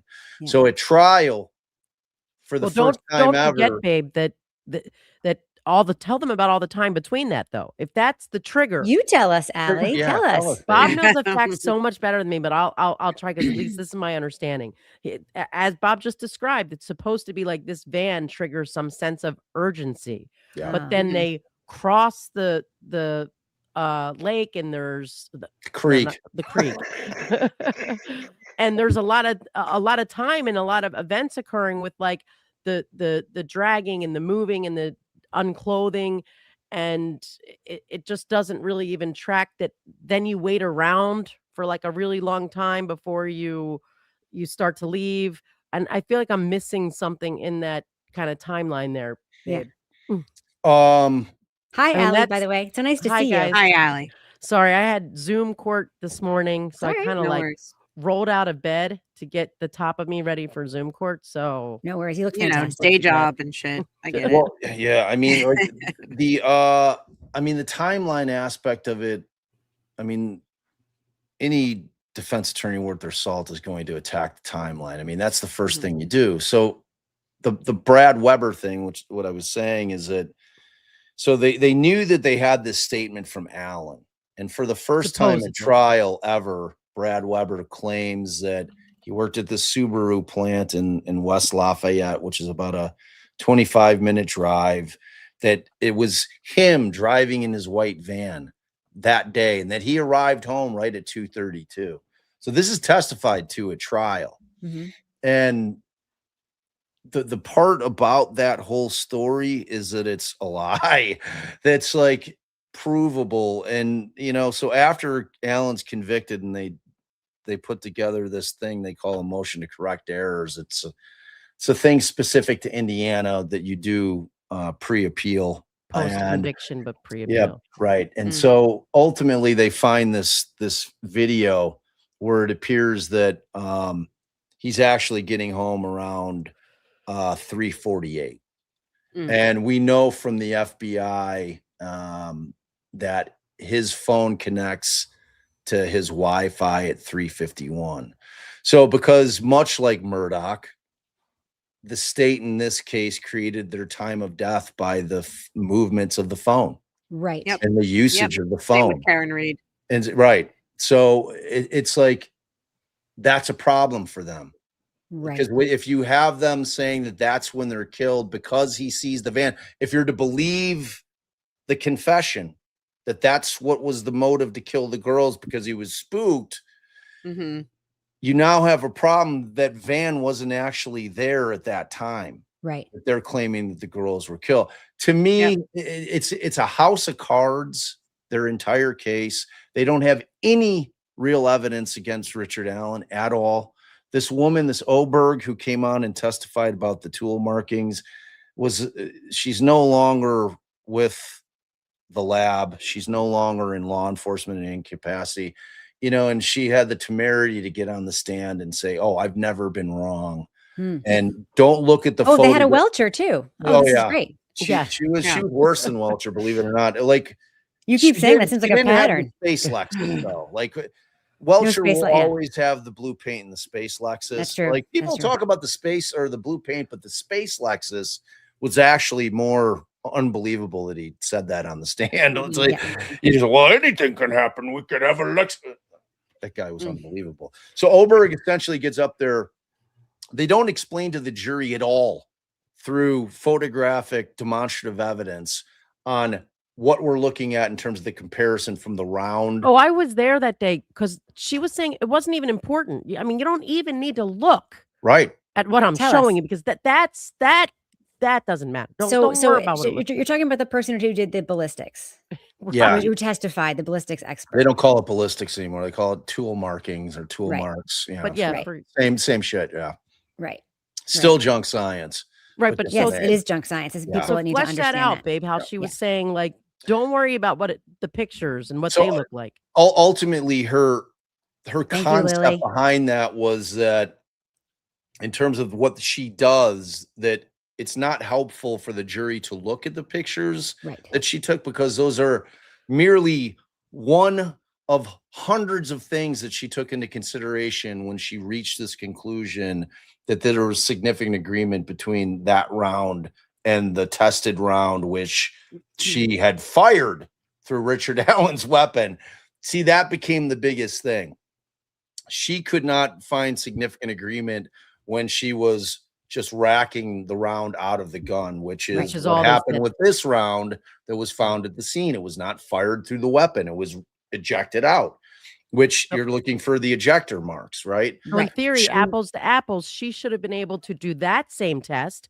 And Right. she tried it multiple times, different pressures. Some people are like, oh, she's not as strong as him, so she couldn't get it to be so exactly she's more like of a him. Whiffen than a Welcher. She's a both. My favorite thing Whiffen said on the stand was, well, how do you explain the deleted search? He goes, I have a theory, but I haven't been able to replicate it. Yes. He said, I kept screaming about I'll that never point. forget that. Me neither. I'm like, he kept saying he has no explanation for the spontaneous deletion.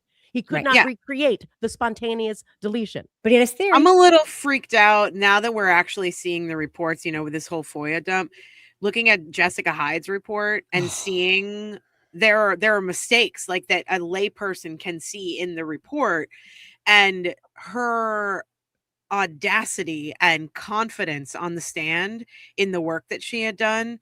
I mean, at this point, I'm really starting to understand that it's whoever's telling the best story and whoever has the best actors in their play, to portray it to the jury, and the jury's going to have to just go with their emotions. It's only bad when defendants hire witnesses and they're getting experts and they're getting paid, but it's fine when prosecutors do it. It's like a whole thing. So let me ask you guys. Let me ask you guys. Bob's yeah, go ahead. Because I don't want to leave his thing hanging there. So what she had to do was actually fire the round to get anything close to what she's calling significant agreement, which is not what happened here. But then she's saying, I can't show you every picture. Like, I can't show you. I was looking at it under a microscope, and these pictures, like Bob was saying, don't tell the full story, because you can't see all the other things that I saw. We'll pick one. Pick one image where we can see something that looks like this significant agreement, and it's like the ultimate Ipsy Dixit bullshit. Trust me, bro, bullshit that I ever saw. And then this guy's doing 130 years on the homicide of 2 girls, and they didn't prove shit. It's one of those cases that I call a narrative. Did you say Hipsy Dipsy? Ipsy Dixit. I'm writing that down in my legal lexicon. Yeah, I mean, it means basically, trust me, bro. Right. Trust me, bro. For those who don't understand the problem with tool mark, aka ballistics evidence, it's that it's subjective. It involves a human being looking at 2 things, and they've done all these studies where they've sent comparison images out to all these people who do this, and they all have different opinions about, and there's just no consistency. You have to reach a certain standard of consistency before you can say something is scientifically good or scientifically bad. And you just can't, it's hard to reach that with this kind of evidence. So we had a comment. I just wanted to say this for you guys, because this comment's for you guys. Bob, you need to experience the 500 once. Absolutely loved your Gacy podcast, and you and Allie, Mel, and Rebecca love your shows. Thank you. And thank you for your generosity for the ladies. We appreciate that. And the ladies. You were going to ask a question, and it was more, it's 2 parts. I'd love to know your actual theory of the case, if you can do that in a Cliff Notesy version, Bob. Impossible. And then I'll ask you another one. I know. I tend to think that Ron Logan was involved. I don't know. Yeah. He's the landowner. He's the landowner. I do not believe the girls. Strikingly like Richard. I do not. Yeah, I don't believe that the girls were killed at 2:32. I think that they were killed overnight. Somewhere else. Right? Somewhere else. Yeah. Possibly somewhere on else. That property. Right. Possibly moved and brought back. Yeah. And do you think it's only one person? I don't. No, it seems very, very. That's why I lean toward the kid and his father, the guy who was Keegan. Is that what his name was? Keegan Klein. Yeah. Keegan. Yeah. I mean, he confessed. He There's did. multiple people who have confessed to this crime. The second part of my question was going to be, we're in the appeals process right now. Correct. are you guys following this process? Oh, This yeah. part of the process as well. Oh, Can yeah. you tell us a little bit about what's happening with that? That's the part that I know nothing about right now. I It's knew a little bit fully, about the case, but yeah, it's at this point, it's fully briefed, meaning that the Richard Allen's attorneys filed their initial direct appeal brief, and then the state has responded, and now the defense has replied. It's set for oral arguments September 21st. So in front of the appellate court there, and What's the heart of the appellate claim? multiple, the confessions about the voluntariness of them. And excluding all of this other crimes evidence or lack of investigation evidence, because so same kind of issues that you have in Reed as well. And I'll give you another one. You can tell us, Rebecca or Mel, which Reed expert this is like, and I don't know if Bob already did it. So it's my favorite game. The use of the the name use that of the expert. Right, the use of the cell phone, and the last time the phone was used, or the last time there was movement, their own report, although they left it out of everything, the defense cellular or digital expert got on the stand and testified to how it indicates that there was manual usage of that phone several hours later. I think it's the 5 o'clock hour, babe. Well, yeah. So essentially what she says is that somebody plugged in through the aux port, and that the extraction, the whose phone was this? Libby's. Okay. So that somebody plugged in headphones into the headphone, because back in 2017 they still had that port. Right. Now they don't have it, and that it was picked up in the extraction report. And so when they put Cecil on the stand, well, but then it was also removed at 5. I think that was when it was removed at 5 something. Oh, AM, yeah, it was plugged in and then pulled out. No, at 10:30 at night. Okay. It sounds a little Guardino-ish to me. But then it's Guardino-ish in the sense that Chris Cecil is Guardino's twin. Oh, and what did you know what I mean? Like, they're two guys who I'm looking them up that are trying. They're trying to do it, but they just don't have the knowledge base to do it. The idea that Ian Whiffen and their Cellbrite experts for Karen Reed, they created new software to get past the 227 search. So they actually created something to use it as proof. And it's like, they created something to use as proof here. Bob hasn't said it yet. What did he say? What is it? I don't know. What are you We're talking about? So on rebuttal. So the defense expert's like, hey guys, someone manually put headphones in and took them out during this hour you're talking time about the frame. Google search? Yes. Yeah, well, that's what I was getting to. That's why I said go. I don't know that he created it. So he created an answer to an issue. Well, he Googled it on a 15-minute break in the middle of a hearing about third-party culprits coming in, and they disclosed this bombshell testimony that the state had. They knew it. If Cecil knew how to read an extraction report, he would have seen that something had been plugged into that port and plugged out 8 hours later. And so Gull takes a break. The judge takes a break. He goes down and he Googles, and he finds an Apple community. What do they call those? Like the Apple community where you go in and like, I'm having a problem with my iPhone. And like a subreddit or something. Yeah, like something like that. But it's like specifically Apple. And he comes back and she allows him to testify it, even though it's like triple hearsay and it's completely and there's just no way to authenticate what he's saying is true. And she allows it in. And not only does she allow it in, she takes it at face value is the worst part of it. Right. And that's something you're allowed to do in a podcast. Because to be fair, my whole Coldplay theory has to do with asking a friend who works in data science and looking at Google forums about what certain kinds of connections mean on between Apple devices. But there you I'm go. I'm not an investigator, and I'm not a. You're not sitting on the stand. You're not sitting on a stand. So tell them what he testified to. He testified that you can get a false positive that something was plugged into it by either water or dirt getting into that port. And then somehow the water or dirt dries up overnight, or the dirt somehow makes its way back out of that port so that it appears that it's no longer the thing is no longer plugged into it.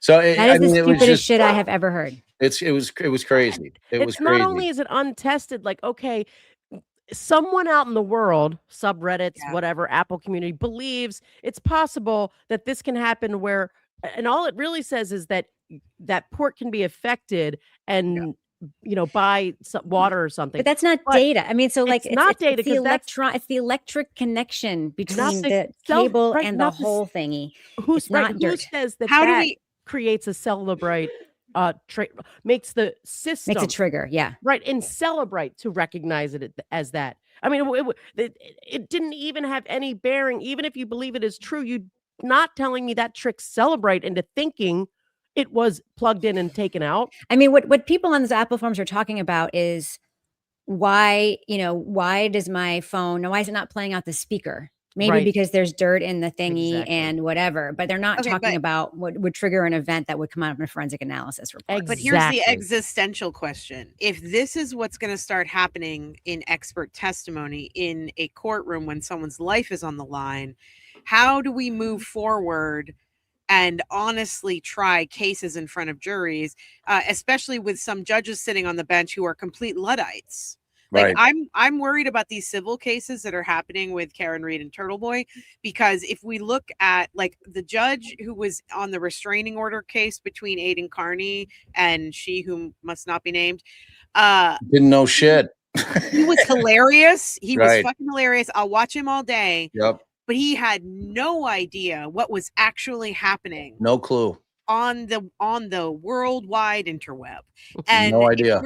If we move forward and we've got experts running to the bathroom and Googling how best to get through this expert testimony in front of a judge who has no fucking clue what they're talking about. I mean, before you guys came on, we were talking about the hearing that happened the other day with the McAlbert Higgins and the defamation case against Aidan Carney and Karen Reed. And the judge literally asked one of the attorneys to put the 60 footnotes in their filing, which are all Aidan Carney live streams that go on for 6 hours. He asked them to put it on a CD for him. A thumb drive, to be fair. Well, but I think that the judge couldn't contemplate that 100%, like 100%. But even on top of that, going also to that, couldn't contemplate that the plaintiff's attorney is proposing, I listened to an entire, 6-hour episode. You're supposed to identify a small portion. That's what I said. Yeah.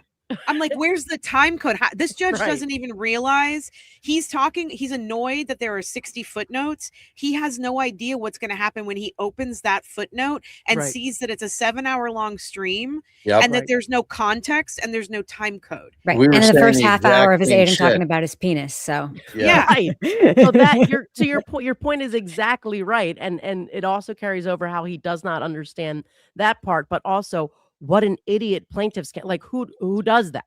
Right. Who does that? Who does that? So how do we move forward when people's lives are on the line? But now we've been living there forever. This isn't new shit. It started with I understand. I understand. There's been junk science as long as there's been criminal courts. But I'm talking about like the Google, like running to the bathroom and Google something, coming back to the stand. Okay, I don't know if you guys watched the Edric Foss trial at all. Do you know about the Edric Foss trial? We did. Do you realize? Well, if you watched it, then you know that judge, and maybe it's a Georgia rule. I don't know. But the idea that judge allowed the witness to sit there on the stand while the jury was excused and they were having discussions about the objection in front of that. I was losing my mind. We were both losing our mind while that was happening because we were streaming that. So the jury comes back, and the witness changes their answer based on how the judge ruled on an objection. I mean, it's the whole reason. How is that possible? It's the whole reason we have sequestration of witnesses. It's the entire point. And then it's why you're not allowed to sit in the courtroom if you're a witness in the trial. I don't understand. I don't understand it. I think to your bigger point about like the Luddite thing and like some of these, because Bob's point is true. We've had these issues, but shaded differently before. The one that you're pointing out, I think it's gonna come when we eventually have a regime change, and that's unfortunate. And we get some of the younger people. decades. Yeah, because you need the millennials to be 50. You need the millennials and Gen Zs to start getting on the bench so that they know what the fuck is going on. All the like, Jacksons and here's the other Kaylas are going to scary be part. judges. Wait till AI starts getting into it. And I'm not talking about lawyers citing hallucinations that AI is making up cases. I'm talking about when people are creating evidence or law enforcement's creating evidence that's indecipherable from reality. And those are getting inserted into criminal cases. It's going to be the whole concept of what we're dealing with is terrifying. It really is. I mean, it was way easier to tolerate back in the day. Oh, well, I compared two hairs and they look the same. It's like guilty. And now we've gotten to a different level of it, but it's still the same shit. I mean, it's still the same thing. It's still unsupported by science. They can't. It's a theory. It's always theories. Yeah. And when you're dealing with back to what Mel said, liberty, she's realizing that it's and Bob and I have always said that whoever has the better narrative, that's right, wins. It's just a story. But to your point about evidence and even AI, I was watching Terrence, like one of the UFO file guys that's like a reputable of course, a reputable scientist. I can't think of his name. It's the black older gentleman, whatever. So Neil deGrasse Tyson. Neil Thank you. deGrasse. So he had an expert on, and they were talking about the files, and they were asking, what do you do? Like, because they were talking about there should be like an app where people can all film what they see, and it's something that scientists create or someone creates, so it knows what type of data it wants, even if it's, what I mean? So they were like, but what happens when somebody's sending information that they make on AI? Like, is there a real way for you guys to distinguish it? And the person that was talking on that podcast, or I think it's them, the video of their podcast, was like, that's hard. Sometimes we cannot, like, there's not and it's only going to get better. Right. Like, remember when we first started seeing AI generated images and like they couldn't get the hands right? They'd have 6 fingers and shit. That's gone. It's going to get better and better, and it's going to be indecipherable. And to that exact point, how are we going to be able to prove it? Because anybody who doesn't think that defense attorneys don't have to go in and prove that their client's innocent are full of shit.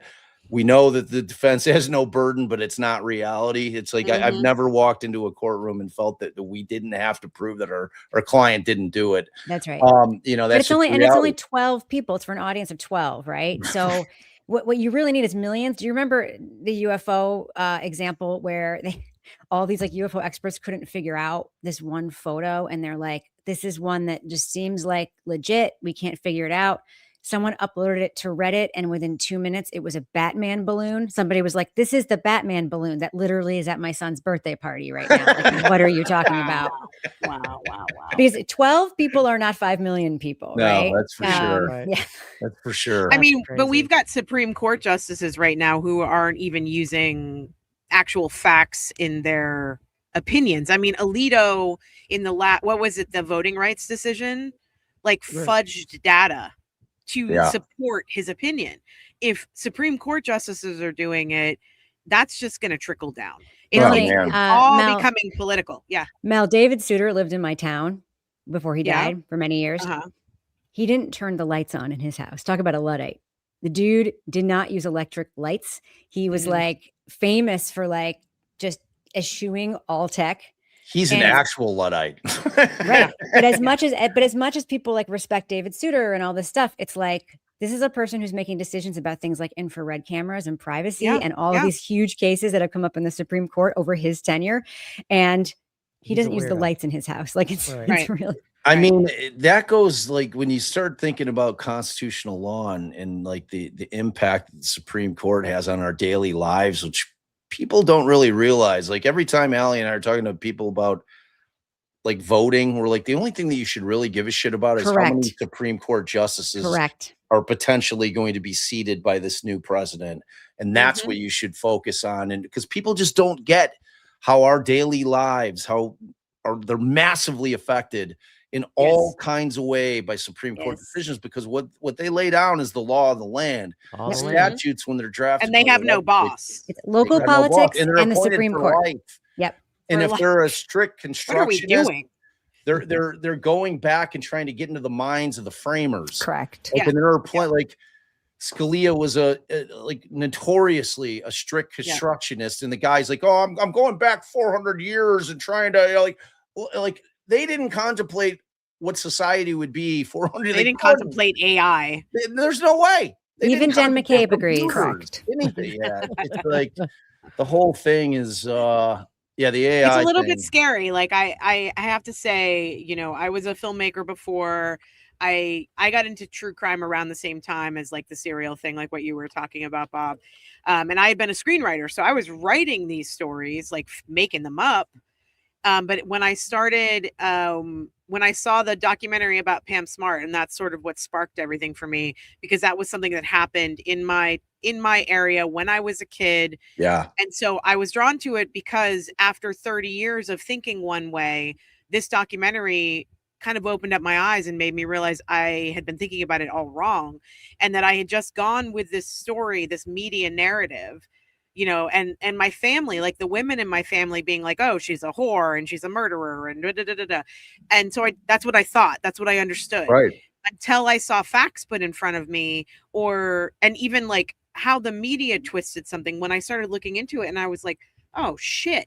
But I have to say, from that moment on, so around 2015 until now, I'm just terrified about Even our radicalized. Hey, as long as you had the epiphany, a lot of people don't have the epiphany. Like, what do we do though? Like, what do we do about Well, but it? think know? about it. What we're doing right now. But think about it. Let's to me, YouTube. Sorry, babe. Let me just the YouTube is Sorry, the babe. revolution. It really is. Like our ability to be able to I communicate agree. to the masses in a way that we've never been able to is the way that we change it. Like, and frankly, mainstream media is going the way of the dodo anyway. You know, I mean, I think most people get their news off of YouTube, Twitter, off. Agreed. I mean, that's just where they get their news. So, you know, but it's been that problem forever, Mel. You know, people buy that story that's been told, and historically, it's the prosecution that gets their story out first, and it's usually the only one. And the thing that exactly, which is a whole other topic, whole other show, other thing, right? So, and I was, by the way, this is the Batman balloon. Just FYI. Go ahead, babe. Wait, I gotta see this Batman balloon. That's it. Now that you know it's a Batman balloon, isn't it so obvious that it's a Batman balloon? Now that you say it, I can't unsee it. Or it looks like the little devil emoji. So I was just gonna say, like to Mel's point about, you know, women, let's just go back in time. I mean, women that didn't fit the mold were witches, you know. Then you're too sexualized, then you're too masculine, then you're too sensitive, then you're too emotional, then you're not emotional enough. Like, women have been being judged on the way they hold themselves, what they wear, who they like to have sex with, how often they like to have sex forever. Ever. So it's just like it gets different as time goes on, but there's something that remains the same. And Bob and I are about to do this with. We're starting to cover. We're on today to cover Trilla. Yeah, yeah, interesting. We just talked about this on my podcast last night, and how we just watched it yesterday. And we were crazy. Yeah, and there's a lot of that. There's so much more outside of that documentary too. I know. But listen to the jail. Go listen to the calls between her and her parents. Is there somewhere we can find? Because I actually want to use those on the live. Is there somewhere where they're out there?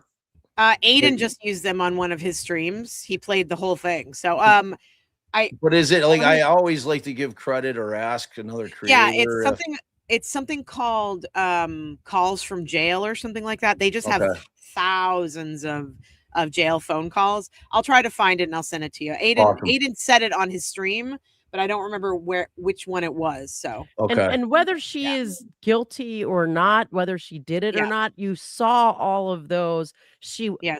Someone died and now she's dressing very sexy. Yes, you know, and the glee with which she's talked about is disgusting. And I think it's the evidence seems compelling that I don't think it was premeditated murder, but the evidence seems compelling that she probably drove into that wall without. Kevin thinks that she didn't know the wall was there, that she just blew through the intersection and it was too late. Who knows? But she did the thing. Reasonable inference that something bad would happen. There are charges there, whatever. But the glee with which people want her to be like a first-degree murderer. Oh yeah, and like because women, Rebecca, it's the like same as it ever was. It is the same as it ever was. You know. Yep. It's like morality, and well, the whole women thing, but then also the whole morality thing. I mean, you look at like thin evidence against people that society broadly agrees are guilty, like Scott Peterson. Very, very, very thin evidence. He was doing a girlfriend thing. He did it. Like, there's just a lot of like. Right. A lot of cases like this where I'm like, I'm not saying that I know the person didn't do it and I may have an opinion or whatever, but I'm saying the process is fucked up. And the way that we have been examining the process and synthesizing the process, we've been encouraged to synthesize it this way by media, is super fucked up. So agreed. Yeah. And like, I'll wrap it on this. The thing that was common in Reed and Allen is that it was the first time that I can remember. Because the one thing that we as defense attorneys can kind of hold up our sleeves is our theory of defense. We don't have to turn that over to the state. We do not have to disclose, but not what we're gleaning from it. Exactly. So, and in that case, you had the motion to dismiss and Reed, and then you had the Franks memo. And in both of those situations, the defense completely laid out their total theory of defense. And you saw what happened online in real time. You saw camps. You saw people like, holy shit, I'm buying this. You know, the House defendants and the cops fucked her. And in Allen, you had, holy shit, it was a marauding band of Odinists running around doing this shit. And it created this huge divide. But I appreciate it because it levels the playing field as close as it's ever been. But only in the public. Only in the public, but the public is the jury eventually, you know. So whether or not those folks, you know, because I mean, in a high profile case, how many people do we really think that were on that jury didn't know a whole hell of a lot about Karen Reed, especially in trial too? Right. Everybody knew that case. Can I just ask a very quick follow up? And I know we got to go, but I just want to ask you a very quick follow up about that. So one of the things that surprised me watching that trial, I've watched a lot of trials. I wrote a bunch of true crime books before we did before I went into podcasting. So I'm like familiar with I've read a million transcripts, but the one thing that surprised me was Cannoni's insistence on getting the detail. What is he going to say? What is this going to do? Like when she would ask about an expert, especially during those Daubert hearings or whatever. And it's like, he's allowed to say this, but not allowed to say this. He's allowed to say this, but not allowed to say this. And the way she would basically tell them to reveal their conclusions in court, thereby giving the prosecution a way to sort of, you know, some time to prepare to overcome those conclusions. Is that very typical these days? Because the transcripts I read, you know, 10, 15 years ago, that was not typical. I think she may have taken it a step further, but especially with experts, like there's no keeping anything close to your chest when it comes to an expert. Right. And even if like the defense, technically we were to ask, well, I'd like an offer of proof. Like I just did it in a hearing. Like, why is this witness testifying? They weren't an eyewitness and seen anything. They don't know anything. I'd like an offer of proof of what they're going to say. And then the judge says, all right, well, what's the general thing? What you calling this person for? That's like literally like right before they come on the stand. So there's no time for any of that. But I do think that Cannoni took it like to the extreme in certain occasions. Yeah. But it just depends on how aggressive the parties are pre-trial and what the judge needs to. I have a follow-up question to Rebecca's question, because what I've been seeing a lot lately is judges not even allowing experts in. How often do you guys see that? For two examples, Karen Reed, obviously she didn't allow Michael Easter to testify, who would have been super helpful. So helpful for the defense. The idea that she had this flippant comment along the lines of, well, the jury understands what, you know, police work is at a scene. They get it. No, they don't. Like, that's bullshit. And then the other one, and this is a case you guys may not know about that I covered on my podcast. No, I know. The Veronica Rodriguez case was very Cliff Notes version of it. She was sexually assaulted in a car. She recorded the audio of it on her phone, reported the sexual assault, and the whole thing was flipped on her. She was charged with felony wiretap.